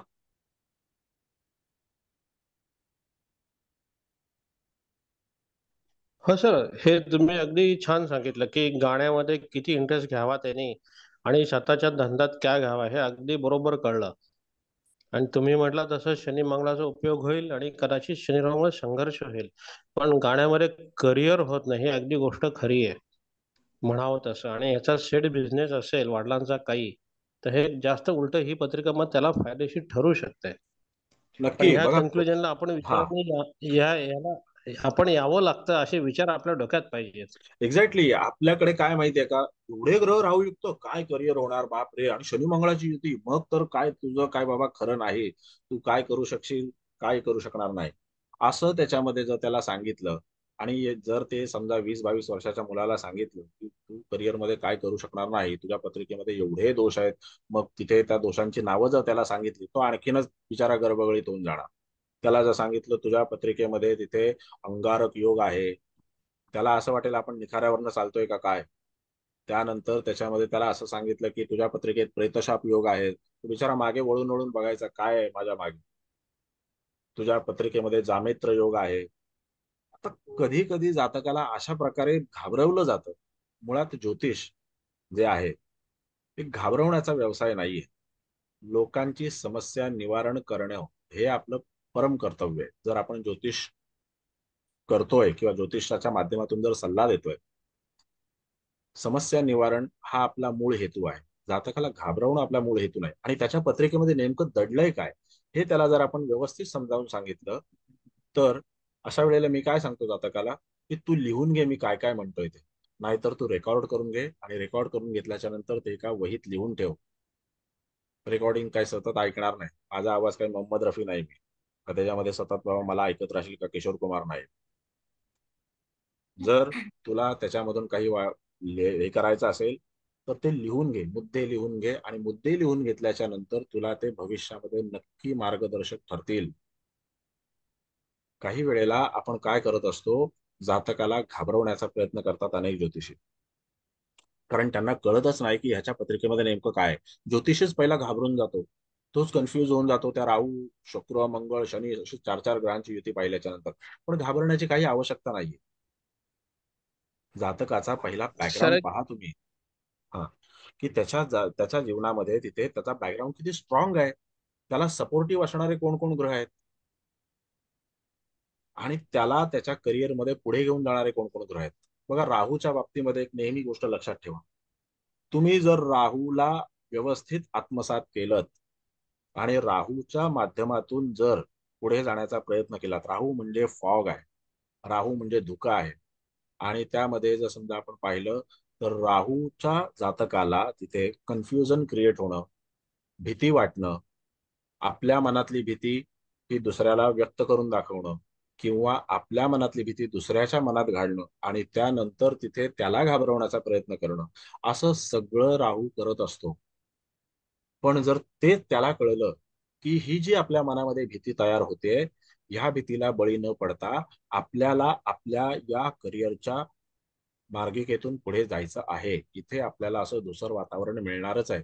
पण जर आपण सावकाश पद्धतीने पुढे गेलो तर आपण कुठेही ठेचाळणार नाही, आपण कुठेही अडखळणार नाही, याची जर ज्योतिषाने त्याला खात्री करून दिली तर तो नक्की जातक पुढे जातो. जातक नक्की पुढे जातो. अशा वेळेला तिथे आपल्याला पाहिलं पाहिजे की राहू नेमकं काय देऊ शकतो. मग राहू जातकाला जे देऊ शकतो ते इतर कोणीही देऊ शकत नाही, लक्षात घ्या. पापग्रह जे देऊ शकतो ना, ते शुभग्रह देऊ शकत नाही. पापग्रहाकडे प्रचंड ताकद आहे, कारण जर राहूने एखादी गोष्ट सर हा बोला. हा एक मुद्दा सांगावासा वाटतो जो लक्षात आला, तो जे कोण म्हणतात ना षष्टेश अष्टमेश, नाही का, आता हा सूर्य बुध हे षष्टेश आणि अष्टमेश झाले. हा सगळे लोक बघताना, काही काही लोक बघताना ह्याच्यावरच जोर देतात. मग हा सूर्य बुधाची फळं त्या मानाने मग काही मिळायला नको. मग हा लग्नेश राहू बरोबर आहे, फळं मिळायला नको, बरोबर की नाही. धनेश हा पण राहू बरोबर आहे. हा तसं तर प्रत्यक्षात नाहीये. नाही, जे हा लोक भावावरतीच फक्त जोर देतात ना, हा 12वा भाव नाही का, हा वेश हा षष्टेश अष्टमेश, हा हे त्यांना शिकवण्याकरता ही कुंडली चांगली आहे. नाही, नक्कीच. आणि कधी कधी कसं असतं ना, एक काही वेळेला आपण काय करतो, मग लग्नेश आणि धनेश, मग ह्याच्यावरती कुटुंबाची जबाबदारी येईल का? जो करता माणूस आहे त्याच्यावरती कुटुंबाची जबाबदारी येणारच. तो जर असा खुशाल चेंडू सारखा सगळीकडे टप्पे पडत राहिला, उडत राहिला, तर कसं चालेल? ती जबाबदारी येणारच त्याच्यावरती, त्या बाबतीत काही दुमत नाही, काही शंका नाही. पण त्यामध्ये असं आहे की ज्या वेळेला इथे शनी सारखा ग्रह हा पंचमामध्ये आहे, शनी हा कर्माचा कारक आहे, भाग्याचा नाही. आणि गुरु हा भाग्याचा कारक आहे, कर्माचा नाही. मग जेव्हा गुरु भाग्याचा कारक आहे आणि तो त्याच्यामध्ये षष्ठात आहे आणि शनी पंचमामध्ये आहे, दोन्ही ग्रहांना स्थान व्यवस्थित मिळालंय का? तर दोन्ही ग्रहांना स्थान नाही व्यवस्थित मिळालं, स्थान योग्य नाहीये. समजा गुरु पंचमात असणं, त्यानंतर तिथे शनी सारखा ग्रह लग्नात असणं किंवा दशमात असणं, अशा वेळेला, किंवा समजा अगदी त्याच्यामध्ये आपण असं पाहिलं की शनी सारखा ग्रह, समजायला काय हरकत आहे, असा जर आपण विचार केला की शनी सारखा ग्रह हा चतुर्थामध्ये असता, त्याच्या सुखाचा नाश झाला असता वगैरे, किंवा इथपर्यंत भाग ठीक आहे एक जनरल. पण तो मेष राशीत असता, लग्नेश मेष राशीमध्ये, जातकाला एक वेगळं बळ प्राप्त होतं. लग्नेश सूर्याच्या सोबत असणं, जातक लगेच सूर्याचे गुणधर्म आत्मसात करतो आणि यशस्वी होतो. कारण मंगळ हा लढाई करणारा ग्रह आहे. आणि लढाई केल्याच्या नंतर जो विजयी मुकुट आहे, तो विजयी मुकुट हा नेहमी सूर्याच्याच माथ्यावरती आपल्याला चढलेला दिसतो. हे पण पाहिलं पाहिजे. त्यानंतर तिथे आपण नेहमी म्हणतो की शुक्र शनी मंगळाची युती आहे. तर जातकाचा लग्नेश जो आहे तो मंगळाच्या सोबत आहे. जातक सहजासहजी हार नाही मानत. जातक असं नाही म्हणणार की जाऊ दे आता काय त्याच्यात. तो त्याचे गुणधर्म घेणारच कधी ना कधीतरी. त्याच्या गुणधर्मानुसार तिथे जातक जो आहे तो तसा उभं राहण्याचा प्रयत्न देखील करणार. त्याला हे माहिती आहे. तो कन्या राशीचा आहे. त्याला हे माहिती आहे की मी आज हरलो तरी हरकत नाही. आणि शनीचा जातक आज न उद्या हे समजून जातो, अनुभवाने समजून जातो की आपल्याला कुठलीही गोष्ट सहजरीतीने प्राप्त होत नाही. तर आपल्याला केलं काय पाहिजे, आपल्याला त्याच्यामध्ये स्ट्रगल करत राहिलं पाहिजे. कर्म करत राहा, फळ मिळणार. ह्या माध्यमातून जर समजा जातक एखादी गोष्ट करत गेला तर त्याला त्याच्यामध्ये नक्की यश प्राप्त. बोला आणखीन काय कोणाला, सर बाकी सगळे लोक. हा बोला. मला एक गोष्ट तुम्हाला म्हणजे आता मी तुमचं पूर्ण ऐकलं. हा हा जो नेपच्यून आहे बघा लग्नात, आणि बर नेपच्यून हा जो ग्रह आहे हा मुळातच कायम गोंधळलेली अवस्था माणसाची ठेवतो. त्याला बर निर्णय घेताच येत नाही नेपच्यूनला. बर बर म्हणजे मनातल्या मनात सगळ्या गोष्टी अव्यक्त स्वरूपात राहतात. ओके. त्यामुळे ही जी गोंधळलेली स्थिती जातकाची झालेली ती अगदी लहानपणापासून असणार. म्हणजे राहू तर आहेच जबाबदार, हा हा पण राहू काय दिशाभूल करतो, पण हा नेपच्यून मात्र कायम स्वरूपी गोंधळात असतो. बर आणि माझं असं म्हणणं की त्याला जी परदेशात जाण्याची इच्छा आहे, हम्म. तर ब्रिटनमध्ये इंटिरियर डिझायनिंगचे खूप सुंदर सुंदर कोर्सेस आहेत युके मध्ये. मॅडम तो नोकरी करायला जाणार आहे. हा बरं, नोकरीसाठी. बरं बरं. हा.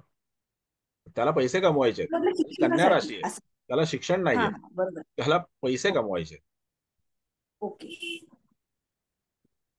आता पहिला भाग म्हणजे मॅडम सर नेपच्यून. त्याचा हा चंद्र पण, चंद्राच्या पुढे पाठीमागे पण ग्रह नाहीये कुठचाही.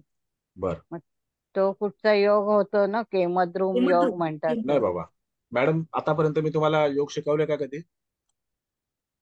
नाही हो, नाही. म्हणजे विदाऊट पण एनी नाही. पत्रिका, विदाऊट एनी योग पत्रिका वाचन कसं करावं हे शिकवलं ना. स्पष्ट ग्रह पण हो. नाही मांडलेले आहेत मी. ही 12 घरांची कुंडली आहे फक्त. 12 ग्रह, 12 बरोबर. राशी आणि 9 ग्रह. Logic, only logic logic. आणि अँड मॅजिक. त्याच्यामध्ये आता जसं मॅडम तुम्ही म्हणालात, प्रभुणा मॅडम, की हा लग्नी त्याच्या नेपच्यून आहे. तर हो हो लग्नी नेपच्यून असणं हे गोंधळलेल्या अवस्थेचं साईन नाहीये. धनात बर नेपच्यून असणं, लग्नेश नेपच्यूनच्या सोबत असणं हे गोंधळलेल्या अवस्थेचं साईन नाहीये. चंद्र नेपच्यूनच्या सोबत असणं हे गोंधळलेल्या अवस्थेचं साईन नाहीये. आपण ते समजून घेण्यामध्ये थोडीशी गल्लत करतो. कसं आहे की बर. नेपच्यूनचा स्वभाव काय माहितीये का? नेपच्यून हा हा 3ऱ्या पायरीतला ग्रह आहे. पहिल्या पायरीतला ग्रह गुरु आहे. जेव्हा गुरुचा आपण विचार करतो तर गुरु हा देवाची भक्ती शुद्ध स्वरूपामध्ये करण्याचा प्रयत्न करतो, किंवा जी जनरल देवाची भक्ती केली जाते ना तशी भक्ती करण्याचा प्रयत्न करतो. म्हणजे जसं कोणी स्तोत्र म्हणतं, कोणी देवाची पूजा अर्चा करतं, रोज देवळात जातं वगैरे वगैरे. हा जो काही भाग आहे तो गुरुकडे येतो. तो जर भाग आपण पुढच्या पायरीवरती जाऊन पाहिला तर तिथे राहू आहे. राहूला या सगळ्या गोष्टींची काही घेणं देणं नसतं. राहूचा विचार असा असतो की मी जिथे बसेल तिथे देव माझ्यासोबत आहे. मी आता श्रीकृष्णाचं नाव घेतलं तर कृष्ण माझ्यासोबत आहे, त्याची इच्छा आहे म्हणून मी नाव घेतलं. हा केतूचा विचार आहे, हा गुरुचा विचार नाहीये. गुरुचा विचार काय असतो? मला जर आता कृष्णाची आठवण आली तर मला त्याचं दर्शन करायला गेलं पाहिजे. हा गुरुचा विचार हो असतो. पण केतूचा विचार त्याच्यामध्ये वेगळा असतो. केतूचा विचार असा असतो की मला जर आता कृष्णाची आठवण आली तर कृष्ण माझ्या सोबत आहे, त्याच्या इच्छेनुसारच मला ही आठवण आलेली आहे. हे केतूचं म्हणणं आहे. नेपच्यून ह्या दोघांच्याही पलीकडे गेलेला आहे. केतू जर संन्यासी असेल तर नेपच्यून हा समाधिस्थ आहे. आणि समाधिस्थ माणसाला तुम्ही जर मेनस्ट्रीम मध्ये येऊन काही प्रश्न विचारण्याचा प्रयत्न कराल तर तो तुम्हाला लायक नसल्याचं समजतं. मेन स्ट्रीम मध्ये येऊन, की जर समजा तुम्ही त्याच्यामध्ये असं म्हणाल की अरे नाही नाही आपण याला काहीतरी असं, तू करिअरच्या बाबतीमध्ये असं कर तसं कर, जनरल तो काही त्याच्यामध्ये विचार करणार नाही. मग ह्याच्यामध्ये भाग असा असतो ना की ह्या माणसाला जर समजा आपण विचार केला की लग्नी नेपच्यून आहे तर हा गोंधळलेला आहे का, तर नाही. तो स्वतःच्या तंद्रीमध्ये असतो, तो स्वतःच्या तंद्रीमध्ये असतो आणि त्याच्या विचारांची जी धारा आहे ही खूप पुढे गेलेली असते. मग ती अध्यात्मातून जाऊ शकते किंवा ती अन्य कुठल्या माध्यमातून जाऊ शकते. इमॅजिनेशन करणं एखाद्या गोष्टीचं, एखाद्या गोष्टीला तिथे इमॅजिन करून आपल्या समोर उभं करण्याचा प्रयत्न करणं, हे जे तंत्र आहे ना हे नेपच्यूनकडे आहे. म्हणून नेपच्यून गोंधळलेला नाहीये. आपल्याकडे काय केलेलं आहे की काही बिलं जी आहेत ना, ती बिलं जर समजा आपल्याला नाही भरता आली तर मग त्याच्यामध्ये नेपच्यून, प्लुटो, हर्षल, त्यानंतर शनीची 7.5, ही महादशा ती महादशा अंतर्दशा, त्याच्यानंतर काय कुठला योग, कालसर्प योग, अमुक योग तमुक योग, ह्याच्यावरती एवढी दनादन बिलं फाडली जातात. मग ते लोक म्हणतात ठीक आहे. पण आहे मुळात कसं की चित्र आपण असं तयार करतो, एखादा ज्योतिषी जो खरोखर ज्योतिष जाणत नाही तो असं चित्र तयार करतो, कर्ज तुम्हारा फर्ज हमारा. अरे कर्ज कोणाचं आहे, कर्ज कोणाचं आहे, कर्ज आहे वेगळ्या ग्रहाचं आणि फर्ज कोण निभा रहा है, नेपच्यून, हर्षल, प्लुटो, यांच्यावरती आपण बिलं फाडून मोकळ होतो. तर तसं नाही झालं पाहिजे, तसं नाही झालं पाहिजे. कधी कधी जातक ज्योतिषाला त्याच्यामध्ये 9 ग्रहांचा फलादेश व्यवस्थित मांडता येत नाही. 9 ग्रहांचा फलादेश व्यवस्थित मांडता येत नाही. तो त्याच्यामध्ये त्या हर्षल नेपच्यून वरती बिलं फाडतो, प्लुटो वरती बिलं फाडतो आणि मोकळ होतो. पण त्यांचा फलादेशच मुळात त्याच्यामध्ये इतका अवगत नाहीये. आणि नेपच्यून हा ग्रह, नेपच्यून जो आहे तो जातकाला कालांतराने त्याच्यामध्ये त्या तल्लीनतेच्या माध्यमातूनच त्याच्या व्यवसायामध्ये ज्या ज्या आवश्यक गोष्टी आहेत त्याला एक इंट्युशन पॉवर तयार होते नेपच्यूनला. नेपच्यून लग्नी असल्याच्या नंतर असं नाही की तो त्याच्यामध्ये कोणाचं ज्योतिष सांगायला बसेल, कोणाची समस्या सोडवायला बसेल, असं नाही. तो एखादं संकट जे आहे ना पुढे येणारं किंवा एखादा फायदा जो आहे पुढे येणारा, तर तो बरोबर भाबतो. त्याला कळतं की अरे हा ह्याच्यामध्ये पुढे आपल्याला असं होऊ शकेल. आजची ही या क्लायंट बरोबरची मीटिंग आहे, तर ह्या मीटिंग मधून आपल्याला काही हासिल होणार नाहीये, आपल्याला काही मिळणार नाही, हे बरोबर तो ताडतो. आणि त्याच्यामध्ये तो तेवढी आपली एनर्जी खर्च करत नाही. आणि हा नेपच्यून जो आहे ना, हा नेपच्यून मकर राशीचा आहे. जेव्हा हा मकर राशीचा नेपच्यून आहे, हा त्याला त्या बाबतीमध्ये सहाय्य करू शकतो. आलं लक्षात? बर, बोला आणखी. नमस्कार सर, संजीव नाईक. हा बोला.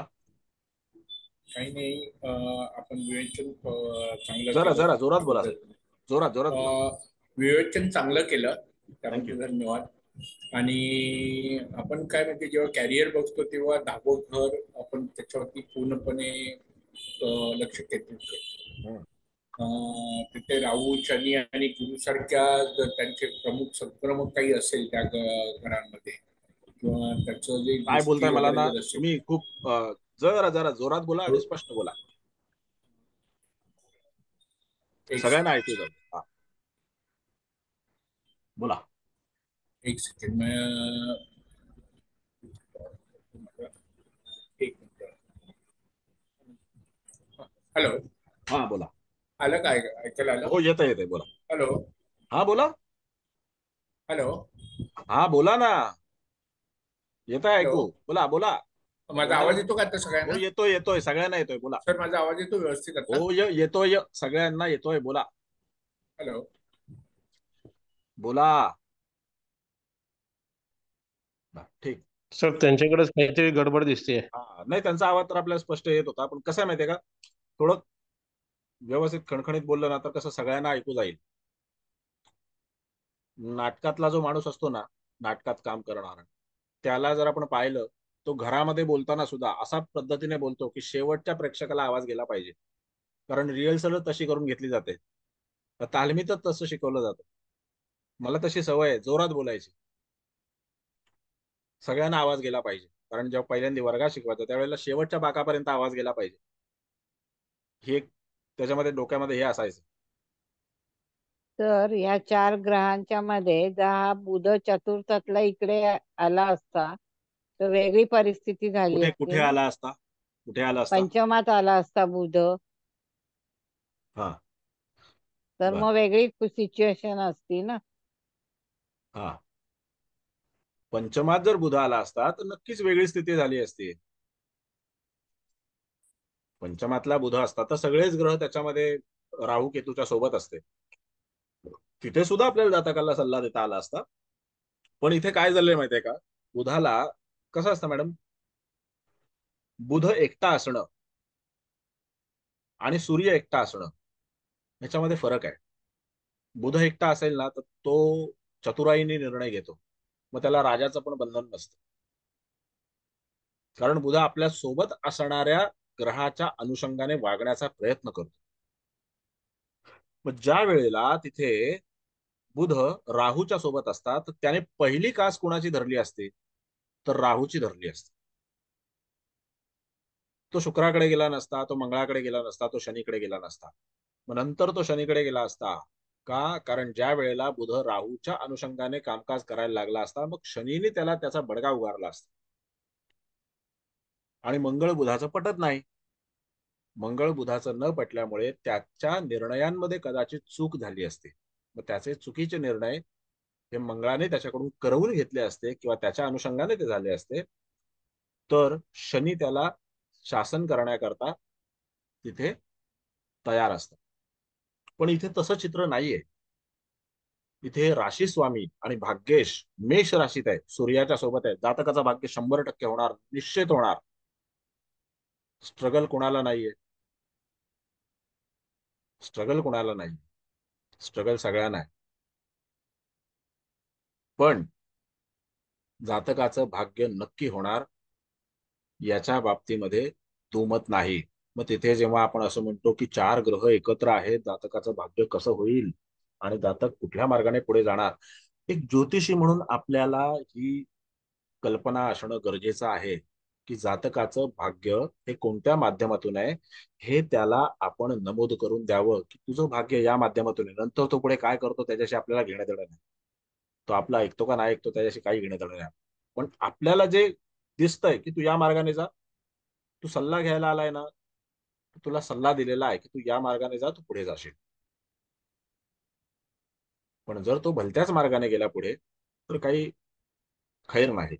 जसं मगाशी तामसेकर साहेब म्हणाले की तो चुकीच्या संगतीमध्ये जाईल किंवा तो असेल, नक्की तो पुढेही चुकीच्या संगतीची लोक त्याला मिळतील, चुकीच्या विचारधारेची लोक त्याला मिळतील, तो त्याच्यामध्ये किती वाहवत जाईल ह्याच्यावरती अवलंबून आहे. आता तो कन्येचा आहे आणि शनी त्याचा लग्नेश आहे. शनीचा माणूस आणि कन्येचा माणूस हा असा असतो, रंगुनी रंगात साऱ्या रंग माझा वेगळा, गुंतुनी गुंत्यात साऱ्या पाय माझा मोकळा, असा सुरेश भटांच्या कवितेप्रमाणे असतो माणूस. तो कधी कुठला चिखल आपल्या अंगाला लावून घेत नाही, लक्षात घ्या.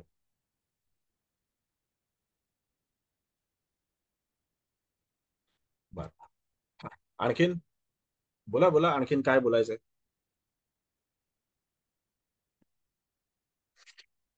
बोला, आणखीन तुम्हाला काही विचारायचंय, प्रश्न विचारायचे विचारा. हा बोल, सर ऐकतोय. नमस्कार. हा नमस्ते. येतोय ना आवाज व्यवस्थित आता? येतोय येतोय, बोला. ओके ओके ठीक आहे. काही नाही, आपण कॅरियर संदर्भात आणि याच्या संदर्भात जो विश्लेषण केलं ते अतिशय छान. पण आपण याच्यावरती 10व्या घरामध्ये जास्त फोकस केलं तर सगळ्या गोष्टी पटापट आपल्याला क्लिअर होतीलच.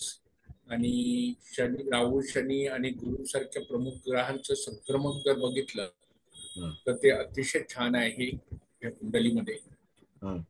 आणि गुरुची जी गुरुकिल्ली आहे आणि 10व्या स्थानात जे कार्य संबंधित आहे, तर त्याच्या वेळेला 10व्या स्थानामध्ये शनी, राहू आणि केतू सारखे ग्रहांची जी जेव्हा मुवमेंट होईल त्या वेळेला त्याचं एक एक वेगवेगळं परिणाम त्याला दिसत येतील आयुष्यामध्ये.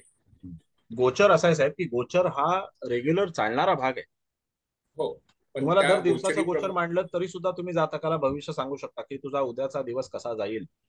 हो बरोबर आहे सर. पण त्याच्या पुढच्या आयुष्यामध्ये ज्या वेळेला कालपुरुषाच्या कुंडलीप्रमाणे 10व्या स्थानाला जेव्हा संक्रमक योग येतील त्या वेळेला तिथे बदलाचे परिणाम दिसण्यात येतील.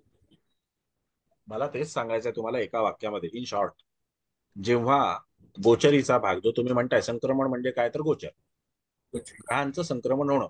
चंद्र रोज संक्रमण करत असतो, या नक्षत्रातून त्या नक्षत्रात, त्या नक्षत्रातून पुढच्या नक्षत्रात. मग ज्या वेळेला चंद्रासारखा ग्रह हा फास्ट मुव्हिंग प्लॅनेट आहे, त्यावेळेला तो सुद्धा आपल्या रोजमर्राच्या जीवनावरती परिणाम करत असतो, बरोबर की नाही? मग अशा वेळेला जर समजा आपण पाहिलं तर या जातकाच्या जीवनामध्ये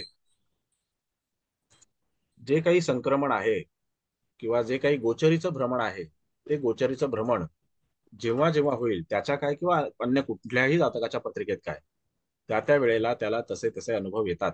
पण माझं एक नेहमी सांगणं असतं, ज्योतिष शिकणाऱ्या माणसाला माझं एक नेहमी असं सांगणं असतं की आपण जातकाच्या आढ्यात किती आहे ते पहिलं पाहिलं पाहिजे, नाही का? समजा एखादा बिचारा अति दुखी माणूस आहे आणि त्याचा एखादा हरफनमौला मित्र आहे, तो त्याला घेऊन गेला एखाद्या चांगल्या पिकनिकला, म्हणाला चल बाबा माझ्या बरोबर, तू नेहमी असा उदास बसलेला असतोस, चल माझ्या बरोबर पिकनिकला, एन्जॉयमेंट काय असते तुला दाखवतो. त्याला निसर्गाच्या सानिध्यात घेऊन गेला, त्याला आणखीन काही मौज मजा मस्ती जी आहे ती त्याला कळली. तो तेवढ्या काळापुरता फ्रेश होतो, कारण तो त्याच्या सोबत असतो ना. तसंच गोचरीचं पण आहे, कारण तो गोचरीचा भ्रमणाचा भाग जो आहे ना, तो तेवढ्या काळापुरता तुम्हाला तिथे त्या स्ट्रगल मधून किंवा त्या उदासीनतेमधून थोडासा बाहेर काढतो आणि नंतर परत ये रे माझ्या मागल्या. का? कारण मुळातली जी ग्रहस्थिती आहे ना, ती जर स्ट्रॉंग नसेल तर, पण मुळातली जर ग्रहस्थिती स्ट्रॉंग असेल तर माणूस कुठे का जाईना, मग माणूस कुठेही गेला तरी सुद्धा त्याच्याकडे एक सेल्फ एंटरटेनिंग डिव्हाइस असतं.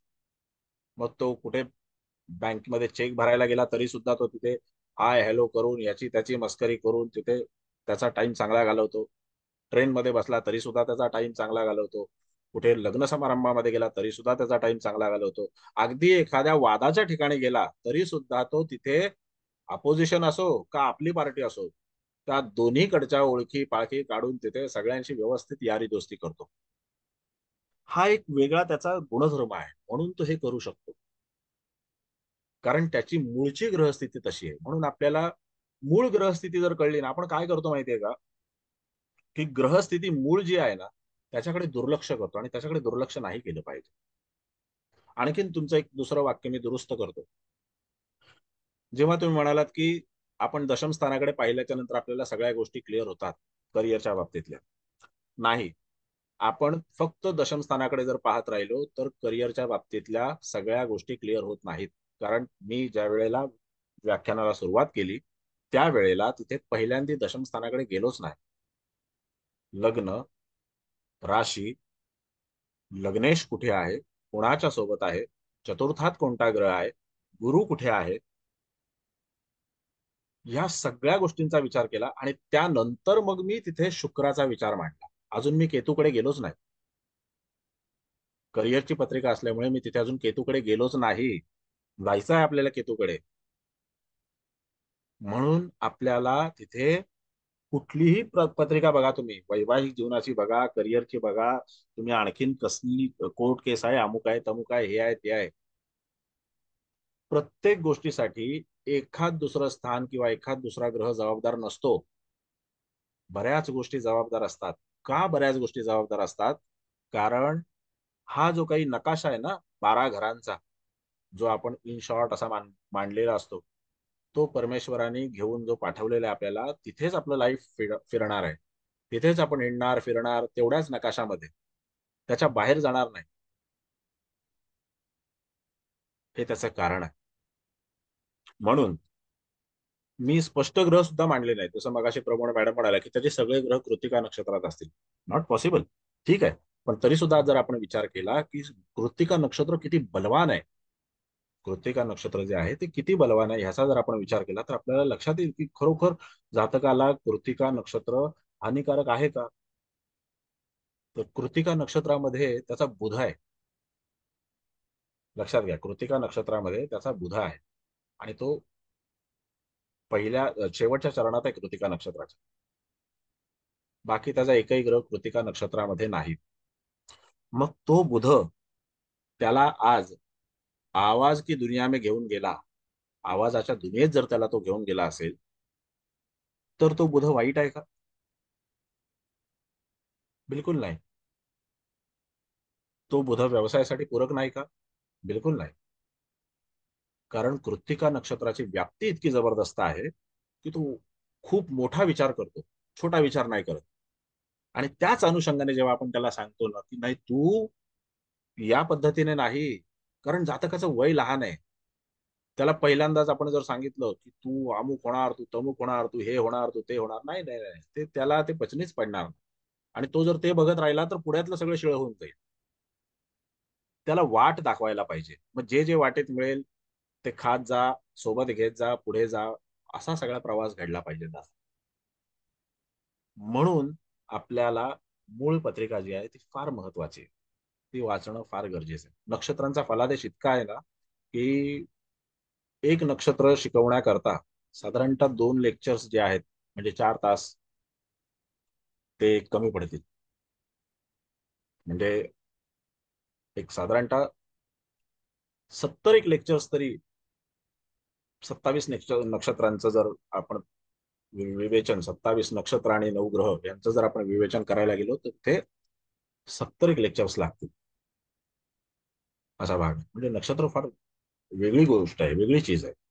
पण त्या नक्षत्रांच्या संयोगाने 2.25 नक्षत्रांच्या संयोगाने जी राशी आपल्याला आपल्या ऋषीमुनींनी मिळवून दिलेली आहे त्या राशीचा फलादेश जरी आपल्याला कळला तरी पण आपण खूप काही मिळवलं असं. म्हणून पुन्हा एकदा तुम्हाला एक छोटीशी टिप देतो की कुठलीही पत्रिका पहा, कुठलीही पत्रिका पहा, ती पत्रिका पाहताना आपल्याला केवळ आणि केवळ त्या स्थानाशी संबंधित राहायचं नाही, तेवढंच पाहायचं नाही. कुणी आजाराबद्दल विचारलं, आपण केवळ षष्ठस्थान पाहिलं, याला काय होईल, अरे बापरे, याला मग तिथे डायबिटीज होऊ शकतो, याला सूज येऊ शकते, याला अमुक होऊ शकतो, याला टॉन्सिल्स होऊ शकतात, असं काही काही त्याच्यामध्ये आपण सांगू. कारण फक्त आपण पाहिलं काय, गुरु पाहिला षष्ठातला, त्याला डोकेदुखी होऊ शकेल, त्याला अमुक होऊ शकेल, त्याला तमुक होऊ शकेल. सगळी पत्रिका पहा, काय काय होऊ शकेल, सगळी पत्रिका पहा. प्रत्येक गोष्ट पाहणं गरजेचं आहे. तुम्हाला कुठे कुठला क्ल्यू मिळेल काही सांगता येत.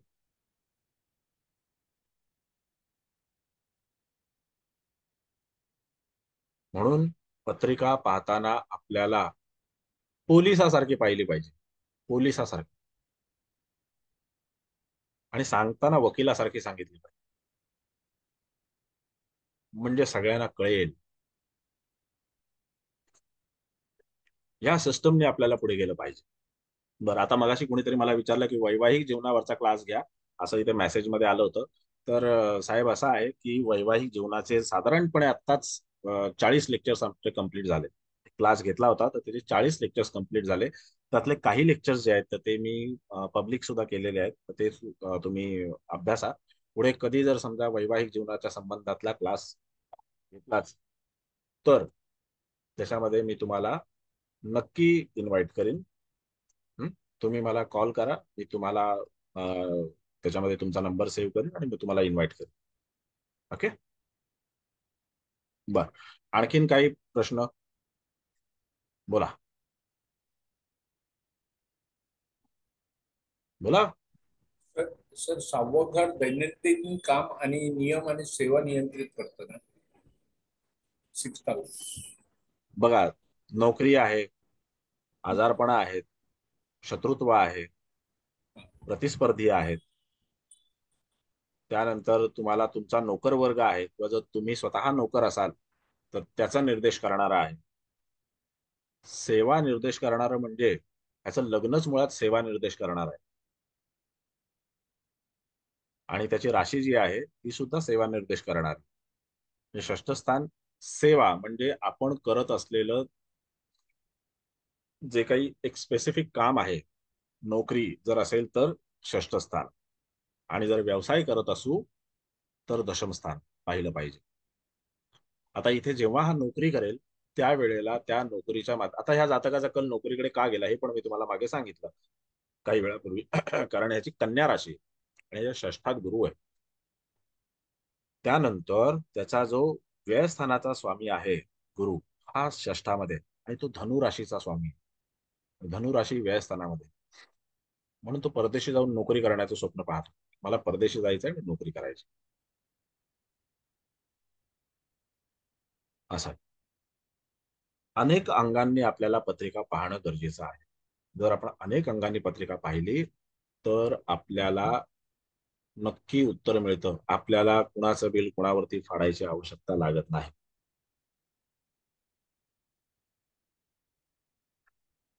कधी कधी ज्योतिष सांगताना आणि शिकवताना, म्हणजे सांगताना ज्योतिषी इतका कन्फ्यूज होऊन जातो की तो कधी कधी जातकाला असं अनाकलनीय उत्तर देऊन जातो, त्याचं त्यालाच कळत नाही आणि जातकाला तर बिलकुल कळत नाही.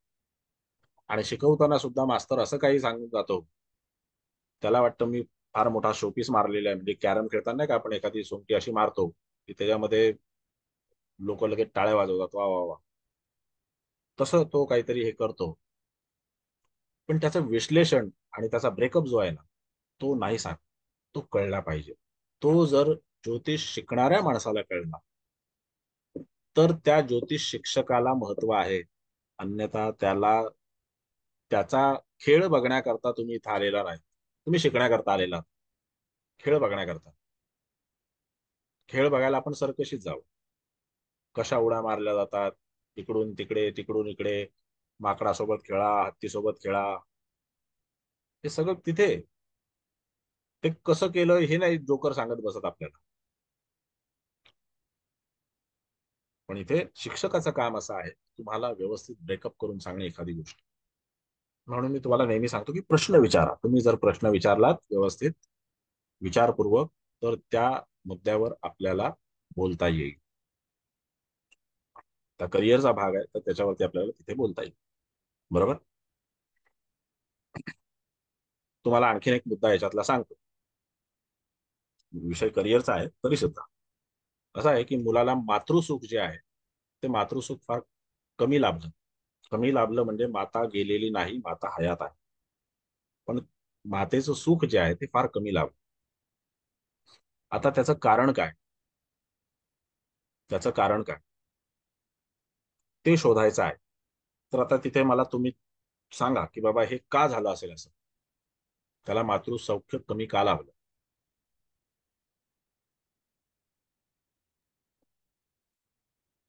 बोला. मंगळ त्याच्या राहू सोबत आहे. बर. आणि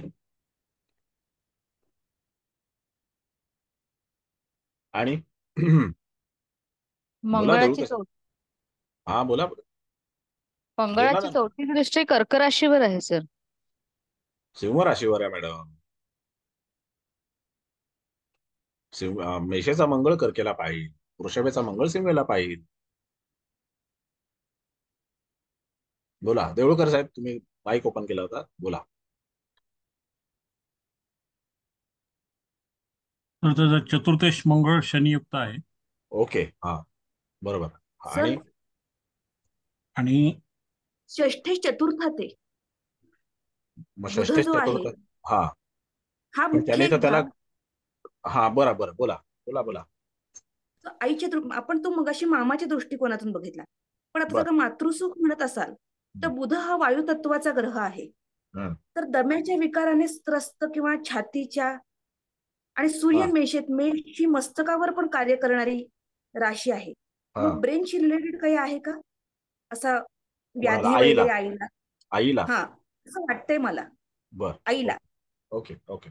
हा एक तर दमा म्हणजे रेस्पिरेटरी सिस्टीम, नाही तर ब्रेन, असं दोन ओके पैकी काहीतरी. Okay okay okay. हा. ग्रेट. हॅलो आणि सर, नमस्कार सर. नमस्ते. हा हा, चतुर्थाच्या षष्ठात चंद्र आहे. हम्म. म्हणून आईला पोटाचे त्रास वगैरे असतील का? बर, तोही विचार करू आपण. ठीक आहे. बर, आता असं आहे, आणखीन काय बोलायचं आहे कुणाला? खडागडे मॅडम. हा सर, सर मला हे म्हणायचं होतं की शनीची तिसरी दृष्टी कर्क राशीवरती आहे आणि चतुर्थेश जो आहे तो शनी आणि शनी सोबत आहे. त्याच्यामुळे कदाचित आईचं सुख कमी असेल असं मला वाटतं sir. Okay okay okay okay okay. बघा आता मी तुम्हाला एक हे सांगतो. मातृसौख्याच्या बाबतीमध्ये जातक तिथे कमनशिबी का. आता त्याच्या नशिबामध्ये वडिलांचं आणि मामाचं सुख व्यवस्थित आहे. मामाने त्याला म्हणजे मी मगाशीच तुम्हाला एका वाक्यात सांगितलं की ते दोघही त्याच्या मित्रांप्रमाणे आहेत. त्याच्या मित्रांप्रमाणे आहेत त्याच्यासाठी. त्या दोघांनी तसं नातं त्याच्याशी मेंटेन केलेलं आहे. आता इथे मातृसौख्य कमी का. तुम्ही सांगितलेले मुद्दे चुकीचे नाहीत, तुम्ही सांगितलेले मुद्दे बरोबर आहेत. आणखीन एक मुद्दा त्याच्यामध्ये असा आहे, जसं तुम्ही जे सांगितलं की कर्क राशीवर शनीची दृष्टी आहे, चतुर्थेश राहू युक्त आहे, चतुर्थेश शनी युक्त आहे, बरोबर आहे. त्यानंतर तिथे आणखीन कुणी सांगितलं की चतुर्थाच्या षष्ठामध्ये चंद्र आहे. मग तिथे काही पोटाच्या संबंधित विकार आहेत का किंवा काय. बघा, मग तिथे पोटाचा संबंध का आला जरा सांगाल का मॅडम आचार्य. कन्या रास आहे ना म्हणून. ओके, ग्रेट, बरोबर, व्यवस्थित लॉजिक आहे. आणखी बर, आता सांगतो तुम्हाला की समस्या अशी आहे. जाता सांगू ना की तुम्हाला अजून काही मत मांडायचंय कोणाला, बिंदास्त मांडा. आपल्याला सर रविचंद्र षडाष्टक योग पण आहे ना, त्यामुळे आई वडिलांचं पटत नसल्यामुळे पण असू शकतं. बर, ओके ओके. सर वृषभ राशीमध्ये ह्या सगळे युती असल्यामुळे कदाचित स्त्री जातकाला हा त्रास असू शकतो. Great, correct. असं आहे की मला हाच मुद्दा तुम्हाला सांगायचा होता. छान. याच्यामध्ये तुम्ही सांगितलेले सगळे मुद्दे जे आहेत ते परफेक्ट. आणि त्याच्या पत्रिकेमध्ये वृषभ राशीमध्ये बघा, वृषभ राशीमध्ये राहू, शुक्र, मंगळ, शनी असे 4 ग्रह आहेत. तर त्याच्या आईला तिथे काही काळापूर्वी काही असं आजार नाही पण काही असा विकार जडला आणि त्या विकाराच्या धक्क्यातून ती व्यक्ती बाहेरच आली नाही. ती सतत त्या मानसिक दडपणाखाली आहे, अजूनही आहे. तिच्या पतीने म्हणजे याच्या वडिलांनी त्याला व्यवस्थित त्या व्यक्तीला सांभाळलेलं आहे, सगळं काही आहे, काही त्याच्यामध्ये हे नाही. पण याच्या नशिबामध्ये कौटुंबिक सौख्य जे आहे ते कौटुंबिक सौख्य कमी आहे आणि स्त्रीच्या माध्यमातलं सौख्य जे आहे ते वादग्रस्त आहे. म्हणून ह्याचा आईशी पटतच नाही. आता इथे रवी बुध आहे चतुर्थामध्ये, ह्याचा आईशी पटत नाही. चतुर्थेश मंगळ शनियुक्त किंवा चतुर्थामध्ये मेष राशी आहे, तिथे वादग्रस्तपणा आलाच. त्यानंतर चतुर्थेश मंगळ जो आहे तो शनियुक्त आहे. शुक्र सुद्धा मंगळाच्या सोबत आहे, म्हणजे घरातल्या स्त्रीच्यामुळे तिथे समस्या आहे. शुक्र राहू युक्त आहे, घरातल्या स्त्रीच्यामुळे समस्या आहे. हा एक मुद्दा लक्षात घ्या. धनेश म्हणजे कुटुंब स्थानाचा स्वामी जो आहे तो सुद्धा मंगळ आणि राहूच्या सोबत आहे. तिथे सुद्धा वादग्रस्तपणा आहे आणि तिथे दुरावा सुद्धा आहे. पुढे जाऊन हा जबाबदारी वगैरे सगळं सांभाळेल, पण त्याच्यामध्ये तिथे लगाव जो एक असतो ना, लगाव, तो लगाव नाहीये. आणखीन एक मुद्दा तुम्हाला सांगतो जो तुमच्या लक्षात आलेला नाहीये. पहिला एक आचार्य मॅडमने सांगितलेला मुद्दा, त्याच्यावरती थोडंसं सांगतो की तुम्ही जसं म्हणालात की षष्ठात कन्या राशी येते म्हणून पोटाच्या संबंधित विकार. तर पोटाच्या संबंधित विकार नाहीये, पण आपण जर लॉजिकली विचार केला तर असू शकतो किंवा होऊ शकेल. असू शकतो त्यापेक्षा होऊ शकेल. पण एक भाग असा आहे की चंद्र हा मनाचा कारक आहे. बघा, चंद्र हा मनाचा कारक ग्रह आहे. तो मनाचा कारक ग्रह असल्या कारणाने त्याच्या आईला मागे ज्या काही घटना घडल्या, आरोग्याच्या संबंधात जो काही विकार त्यांना त्याचा सामना करावा लागला, त्याचा जो काही त्यांना धक्का बसलेला आहे तो मानसिक धक्का आहे. आणि चंद्र मनाचा कारक आहे म्हणून तो त्या धक्क्यातून ती व्यक्ती सावरली नाही. आणि वृषभ राशीमध्ये ज्या वेळेला इतक्या ग्रहांची युती आहे त्यावेळेला तिथे काहीतरी गडबड म्हणजे चुकीची गोष्ट दाखवली जाते. आता ती चुकीची गोष्ट म्हणजे आपण ज्योतिषी आहोत तर त्याच्यामध्ये विचार करायला हरकत नाही आपल्याला की तिथे काही गोष्टी ज्या आहेत ना त्या त्रास देण्याकरता काही वेळेला केल्या जातात इतरांना आपल्याच जवळच्या लोकांच्या माध्यमातून, तर तशा प्रकारचा भाग तिथे दर्शवला जातो. आता त्या लोकांचा त्याच्यावरती विश्वास नाही, म्हणतात आम्हाला त्या भानगडीतच जायचं नाही. बरोबर आहे. पण एक जे त्यांची समस्या जी आहे, त्या समस्येची नब्ज जी आहे ती आपण पकडलेली आहे. आणि त्यामध्ये त्यांनी याच्या आधी काही वेळेला काही गोष्टी, माणूस कसं असतं की ट्राय करून करून ना तो कंटाळतो. त्यांनी या बाबतीमध्ये सुद्धा पाऊल उचललं होतं, पण त्यांची फसगत मोठ्या प्रमाणात झाली. आणि ते फसगत झाल्यामुळे त्यांनी तिथे सगळं जे काय आहे ते परमेश्वरावरती सोपवलेलं, की जे आता होईल ते आपण आपल्या कामाकडे लक्ष द्यायचं, अशा प्रकारचा भाग आहे. त्यानंतर तिथे आपल्याला आणखीन एक गोष्ट लक्षात घेतली पाहिजे, की जेव्हा वृषभ राशीमध्ये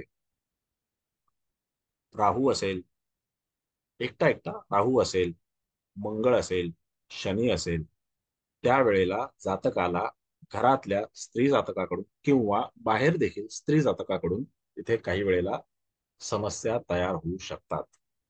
त्या त्या ग्रहांच्या अनुषंगाने, राहू असेल तर राहूच्या माध्यमातून, मंगळ असेल तर मंगळाच्या माध्यमातून, शनी असेल तर शनीच्या माध्यमातून समस्या तयार होऊ शकतात. अधिक याच जातकाच्या पत्रिकेमध्ये शनीची जी दृष्टी आहे ना, 10वी दृष्टी, ती धनस्थानावरती आहे. आणि ती धनस्थानावर असल्या कारणाने त्याचा त्या कुटुंबाशी लगाव कमी आहे. कुटुंबाशी जो लगाव आहे ना, तर 3 लोकांचं कुटुंब, त्याच्यामध्ये आई वडील मुलगा, मामा काय त्याच्या घरी राहत नाही, त्याचं कुटुंब, त्याचं घर वेगळं आहे. पण त्या माध्यमातून जर समजा आपण विचार केला तर त्याचा लगाव तिथे फार कमी आहे आणि त्याचं कॉन्सन्ट्रेशन कुठे आहे? पूर्णपणे करिअरकडे. मला खूप आनंद झाला की तुम्ही सगळे व्यवस्थित लॉजिक लावायला लागलात. छान लॉजिक लावताय, सुन के मजा आया. ओके, सर एक प्रश्न होता. बोला. हॅलो सर, चंद्र हा बुधाच्या राशीमध्ये असल्यामुळे त्याच्या मानसिक विचाराचा जो प्रश्न आहे तो त्याच्यामुळे आलेला आहे तो. चंद्र हा बुधाच्या राशीत असल्यामुळे असं नाही. चंद्र जर समजा तिथे सिंह राशीत असता तरी सुद्धा तिथे आपल्याला असा विचार करायला हरकत नव्हती, पण त्या अनुषंगाने तिथे विकार तयार झाला असता. सर एक बोलू का? एक मिनिट जरा एक मिनिट. आणखीन एक मुद्दा तुम्ही इथं लक्षात घ्या की बुध आणि चंद्र या 2 ग्रहांचं ना आपसामध्ये पटत नाही, आपसात पटत नाही. आणि ज्या जातकाच्या चतुर्थात बुध असतो किंवा ज्या जातकाच्या कर्क राशीत बुध असतो त्याचं मातेशी तितकं ट्युनिंग चांगलं नसतं. कधी असलं तर असलं, नसलं तर बिघडलेलं असतं. असलं तर असलं म्हणजे कायमस्वरूपी बिघडलेलं असतं का, असं नाही.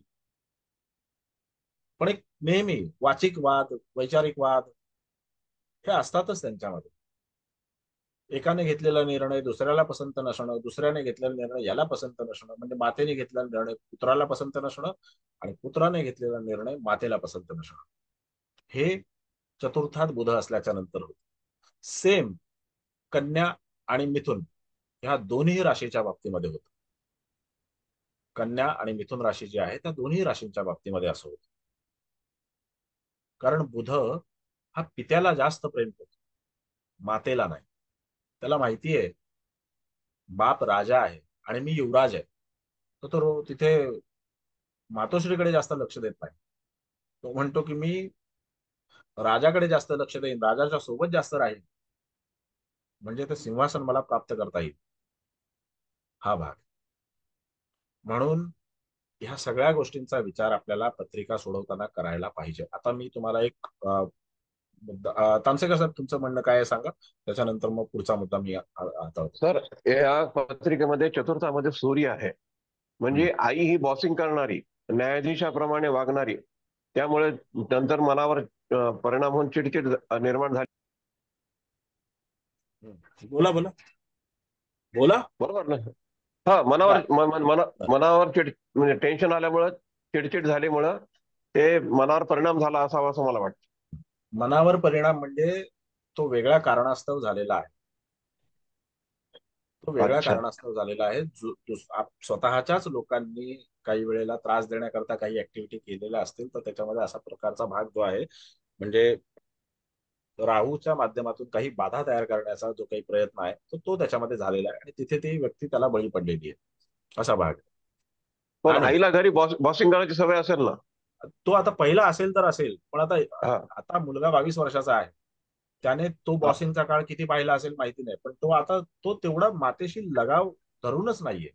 म्हणजे असं नाही की बाबा खूप त्याच्यामध्ये आईशी खूप लगाव आहे किंवा आईची काळजी आहे, माझी आई अशा अवस्थेत नाही.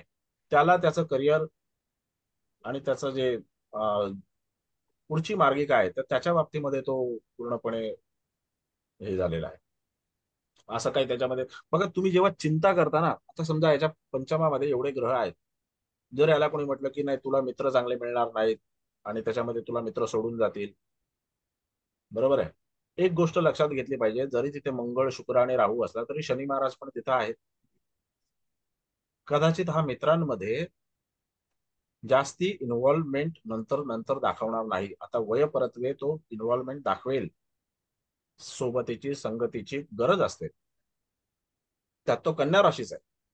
बुधाला सोबतीची संगतीची कायम गरज असते, पण नंतर तो ती संगत सोबत जी आहे ना, ती संगत सोबत तो त्याच्यामध्ये बाजूला ठेवून देईल आणि शनीचा अलिप्तता जी धोरण आहे ते अवलंबण्याचा प्रयत्न करणार, कारण तो कन्या राशीचा आहे, लक्षात घ्या.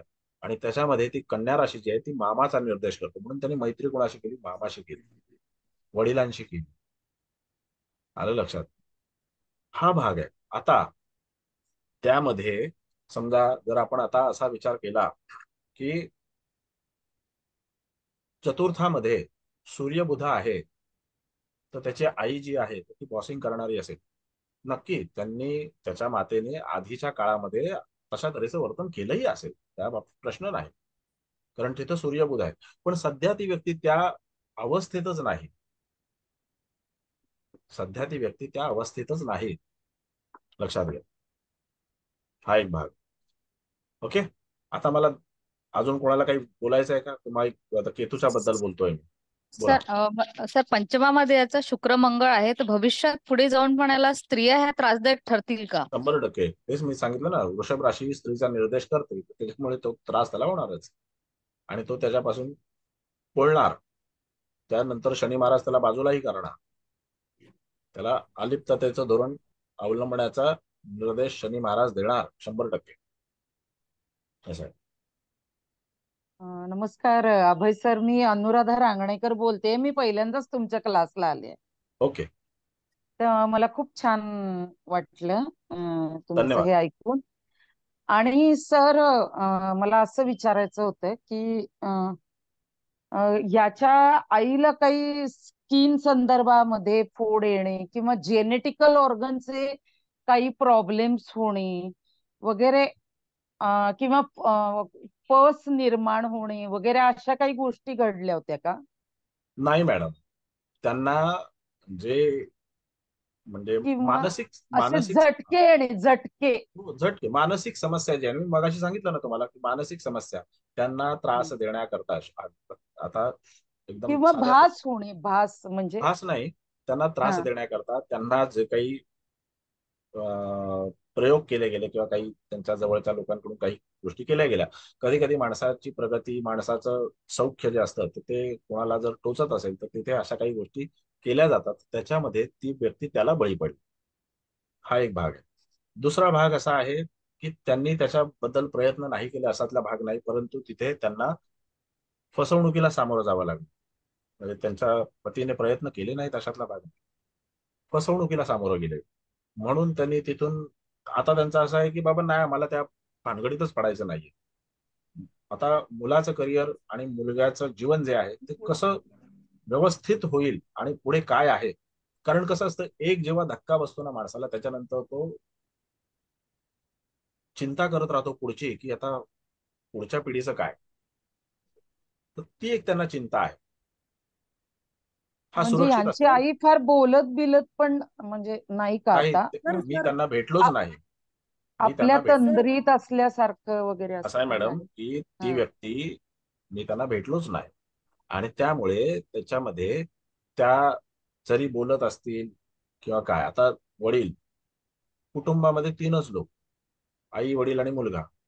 आई घरातच, पण तिचं जे काही मानसिक संतुलन किंवा ज्या काही गोष्टी आहेत, जो काही झटका आहे मध्ये येणारा किंवा काय त्याच्यामध्ये, तो ते लोक आता युज टू झालेत त्याच्यासाठी. ठीक आहे, त्यांना माहिती आहे हे असं होणार आहे.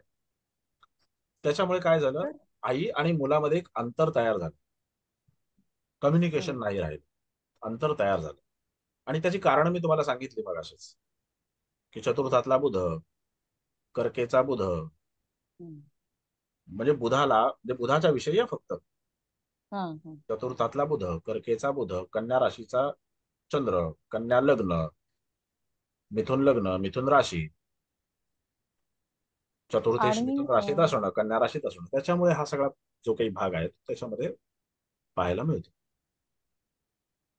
आणि सर मला म्हणजे मी एक विचारू का तुम्हाला, की याने जर आपल्या वडिलांचा व्यवसाय करत असताना राहू म्हणजे नवीन नवीन कल्पना वापरल्या तर तो खूप व्यवसाय यशस्वी करेल का वडिलांचा नंतर काही कालावधीनंतर? राहू म्हणजे कल्पना ज्या आहेत, कल्पना शक्ती जी आहे ती राहूकडे नसून ती बुधाकडे आहे. बुधाकडे आहे, पण उपयोग करेल का तो? म्हणजे नाविन्यपूर्ण थोडस तो राहूकडे वेगळेपणा. उपयोग सुद्धा येत नाही ना मॅडम त्याचा.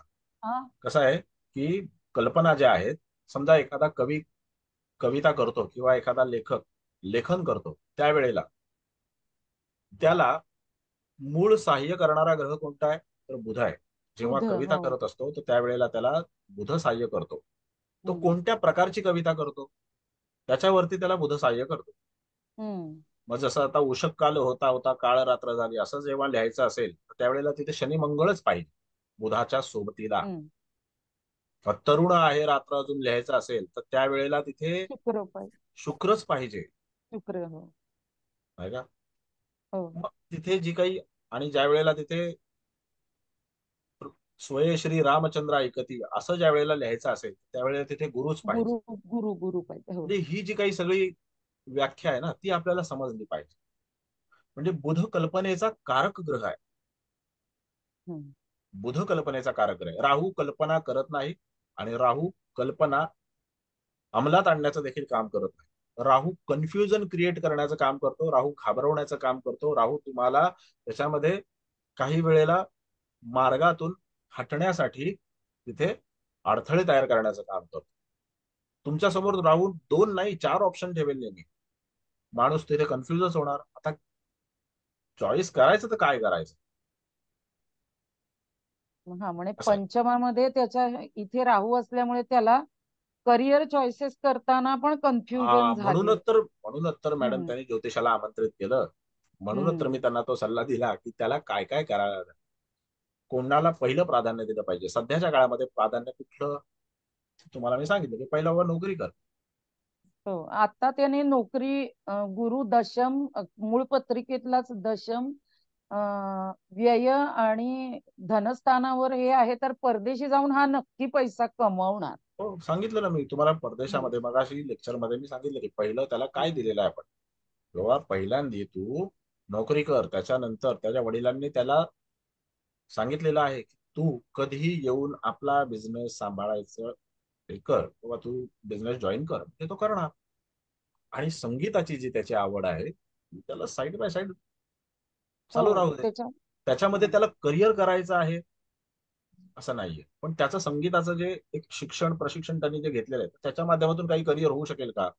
समजा एखाद्या मुलाला चांगलं ड्रॉइंग काढता येत असेल किंवा तो एखाद्या खेळामध्ये चांगला निपुण असेल, पालकांना असं वाटतं ना नेहमी की बाबा ह्याच्यामध्ये हा पुढे जाणार असेल तर त्याच्यामध्ये जाऊ दे, त्याच्यामध्ये पुढे जाणार असेल तर त्याच्यामध्ये जाऊ दे. काही फॅमिलीजमध्ये 4-4 मुलं असतात, 4-4 मुलं असतात जी पुढे जाऊन कुटुंबाची धुरा सांभाळणारी असतात. तर त्यावेळेला तिथे फॅमिलीतला जर माणूस हुशार असेल ना तर तो एक काय प्रश्न विचारतो, इसमें से रेस का घोडा कौन सा है? मी त्याला हुशारच म्हणेन. त्या माणसाने मला असा प्रश्न विचारला कि आप बताइए कि इसमें से रेस का घोड़ा कौन सा है, तो उसके ऊपर पैसा लगाएंगे और बाकी सब उसके पीछे दौड़ेंगे. असा भाग असतो. मग याच्याकडे हा एकटाच रेस का घोडा आहे. नाही, माझं काय सर, मी अधिक मी म्हणजे पहिले केपी शिकले, त्यामुळे अच्छा. गोष्ट अशी होती की हे वैदिक मधलं इतकं मी नाही प्रिसाइज करू शकत. मॅडम कसं आहे, मी तुम्हाला सांगतो बघा, वैदिक ज्योतिष किंवा पारंपरिक ज्योतिष हे मूळ ज्योतिष आहे. ह्याला तुम्ही हो 50 फाटे फोडलेत ना, होय. तर त्याच्यामधून शिक्षण कमी, एक ना धड भाराभर चिंध्या होतं. म्हणून माझा जो पूर्ण कल आहे लोकांना शिकवण्याचा, याच शास्त्राच्या माध्यमातून मूळ पत्रिका, नवमांश कुंडली, म्हणजे मूळ जी 12 घरांची नवमांश नाही, ते नवमांश मी लोकांना शिकवलेले आपल्या आमच्या विद्यार्थ्यांना, तर त्यांना माहिती आहे की काय नवमांश काय आहे. त्याच्यानंतर त्याच माध्यमातून पुढे पुढे पुढे पुढे जाऊन, कारण ह्याच्यातच एवढे प्रकार दडलेले आहेत आणि एवढे प्रकार आहेत की तेच जर आपण अभ्यास करण्याचा प्रयत्न केला तर पत्रिकेचा सहज सुगावा लागतो की त्याच्यामध्ये काय काय आणि काय नाहीये. केपी मी शिकवत नाही. नाही, मी शिकवते आणि सर केपी. मुळात केपीच्या माध्यमातून, म्हणजे तुम्ही असं काही वाईट वाटून घेऊ नका, पण मी थोडंसं जे आहे ते प्रॅक्टिकली सांगतो. सब चुकला की सब चुकतं. बरोबर ना सर? मी शिकवते. बर, छान. सॉरी. नाही नाही, असू दे. नाही नाही, काय झालं, पहिली 4 वर्ष मी केपी शिकले आणि 2003 पासून, आणि नंतर इकडे पारंपरिक कडे आले, त्यामुळे माझा दृष्टिकोन सगळा तिकडे केपी कडेच जातो. म्हणून नाही, हरकत वैदिक नाही मॅडम, दृष्टिकोन बदलून जाईल. ज्या वेळेला कसं आहे माहितीये का, ज्या वेळेला आपण सायकल चालवतो त्यावेळेला आपल्याला वाटतं अरे वा, सायकलमुळे व्यायाम नाही सर, होतो. मी केपी वर पुस्तक पण लिहिलंय, 4 स्टेप थेअरी. अरे बाप, अरे वा, छान आहे. तरी हरकत नाही, तरी हरकत नाही. आता तुम्ही विमानात बसल्याच्या नंतर तुम्हाला विमानाची पण मजा घ्यायला पाहिजे. होय होय होय. म्हणून कसं आहे मॅडम की एक लक्षात घ्या की पद्धत अशी असली पाहिजे. क्लिष्ट तर सगळंच काही आहे. तुम्ही जे स्वयंपाक बनवता तो सुद्धा क्लिष्टच आहे. ते जर दुसरं हो कोणी हो. बनवायला गेलं, मी जर बनवायला गेलो तर मला कळणार नाही मीठ किती टाकायचं आणि मसाला किती टाकायचा. अंदाज चुकला की सगळं चुकलं. मग त्यामध्ये जेव्हा आपण पत्रिका पाहत असतो आणि ती पारंपरिकच्या माध्यमातून पाहत असतो ना, तर पारंपरिक ही पद्धती अशी आहे की ती राशी, ग्रह आणि स्थान भाव, या माध्यमातून जातकाकडे त्या ग्रहांच्या विषयी, त्या राशीच्या विषयी आणि स्थानांच्या विषयी किती माहितीचा साठा आहे आणि तो किती तर्कशास्त्राच्या माध्यमातून पुढे जाऊ शकतो, याच्यावरती सगळं अवलंबून आहे. ज्योतिष आणि तो योग्य नियमांमध्ये ठिकाणी वापरला पाहिजे, एक्झॅक्टली नाहीतर योग्य ठिकाणी तर वापरलंच पाहिजे, पण ज्योतिष जे आहे ना ते तुम्ही नियमात बसवू शकत नाही. नियमांमध्ये लॉजिक पाहिजे सर, त्याला लॉजिकच पाहिजे. कारण तुम्ही जेव्हा इंग्लिशमध्ये त्याचं उच्चारण करतात त्यावेळेला तुम्ही ऍस्ट्रोलॉजी करता. हो. मग तिथे लॉजिकला जर तुम्ही वाव नाही दिला आणि तुम्ही म्हणत नाही हे नियमात बसत नाही, तर चूक. नियमात काय बसत नाही याच्यासाठी आपल्याकडे माहितीचा साठा किती आहे, आपल्याकडे माहितीचा साठा किती आहे याच्यावरती अवलंबून आहे की आपण त्या नियमाला कुठपर्यंत कॅरी करू शकतो किंवा त्याला कुठे सोडून देऊ शकतो. हा भाग. होय होय. म्हणून एखादा जो IAS असतो किंवा IPS असतो, जो ट्रेनिंग असतो ना, तो म्हणजे पास होऊन येतो, तर त्याला लगेच खुर्चीवरती बसायला देत नाही. बस आणि सगळे तू कामकाज सांभाळ. त्याचा पहिला प्रोबेशन पिरियड असतो ट्रेनिंगचा, त्याला ट्रेनिंग दिलं जातं, कारण त्या कामकाजाचं ट्रेनिंग गरजेचं असतं. होय, इथे तसंच मला इथे पण जरा आहे. पारंपरिक मध्ये माझा जरा गोंधळ असतोय खरं. मला हरकत नाही मॅडम, बरेचसे लेक्चर पारंपरिक वरचे माझ्या चॅनेलवरती आहेत, अभय मी ऍस्ट्रोलॉजिकल ऐकत असते सर, अकॅडमीवरती. ऐकत असते. धन्यवाद. आणि थँक्यू सो मच सर. धन्यवाद. आता इथे केतू, आता राहिला लाभाचा प्रश्न.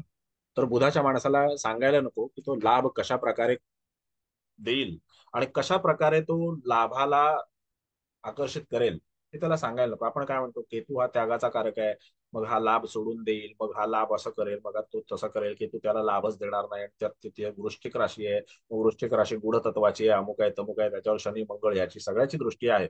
असं जेव्हा आपण त्याला सांगू त्यावेळेला आपल्याला एक विचार केला पाहिजे, जेव्हा इतके सगळे ग्रह, 3 ग्रह, शनी मंगळ, कारण राहू केतूला दृष्टी नाही, त्यामुळे शनी मंगळ आणि शुक्र हे 3ही ग्रह लाभस्थानाला पाहत आहेत आणि लाभात ते केतू आहे. म्हणजे मुख्य धुरा कोणाकडे आहे, तर केतूकडे. केतूचं तत्व काय माहितीये का?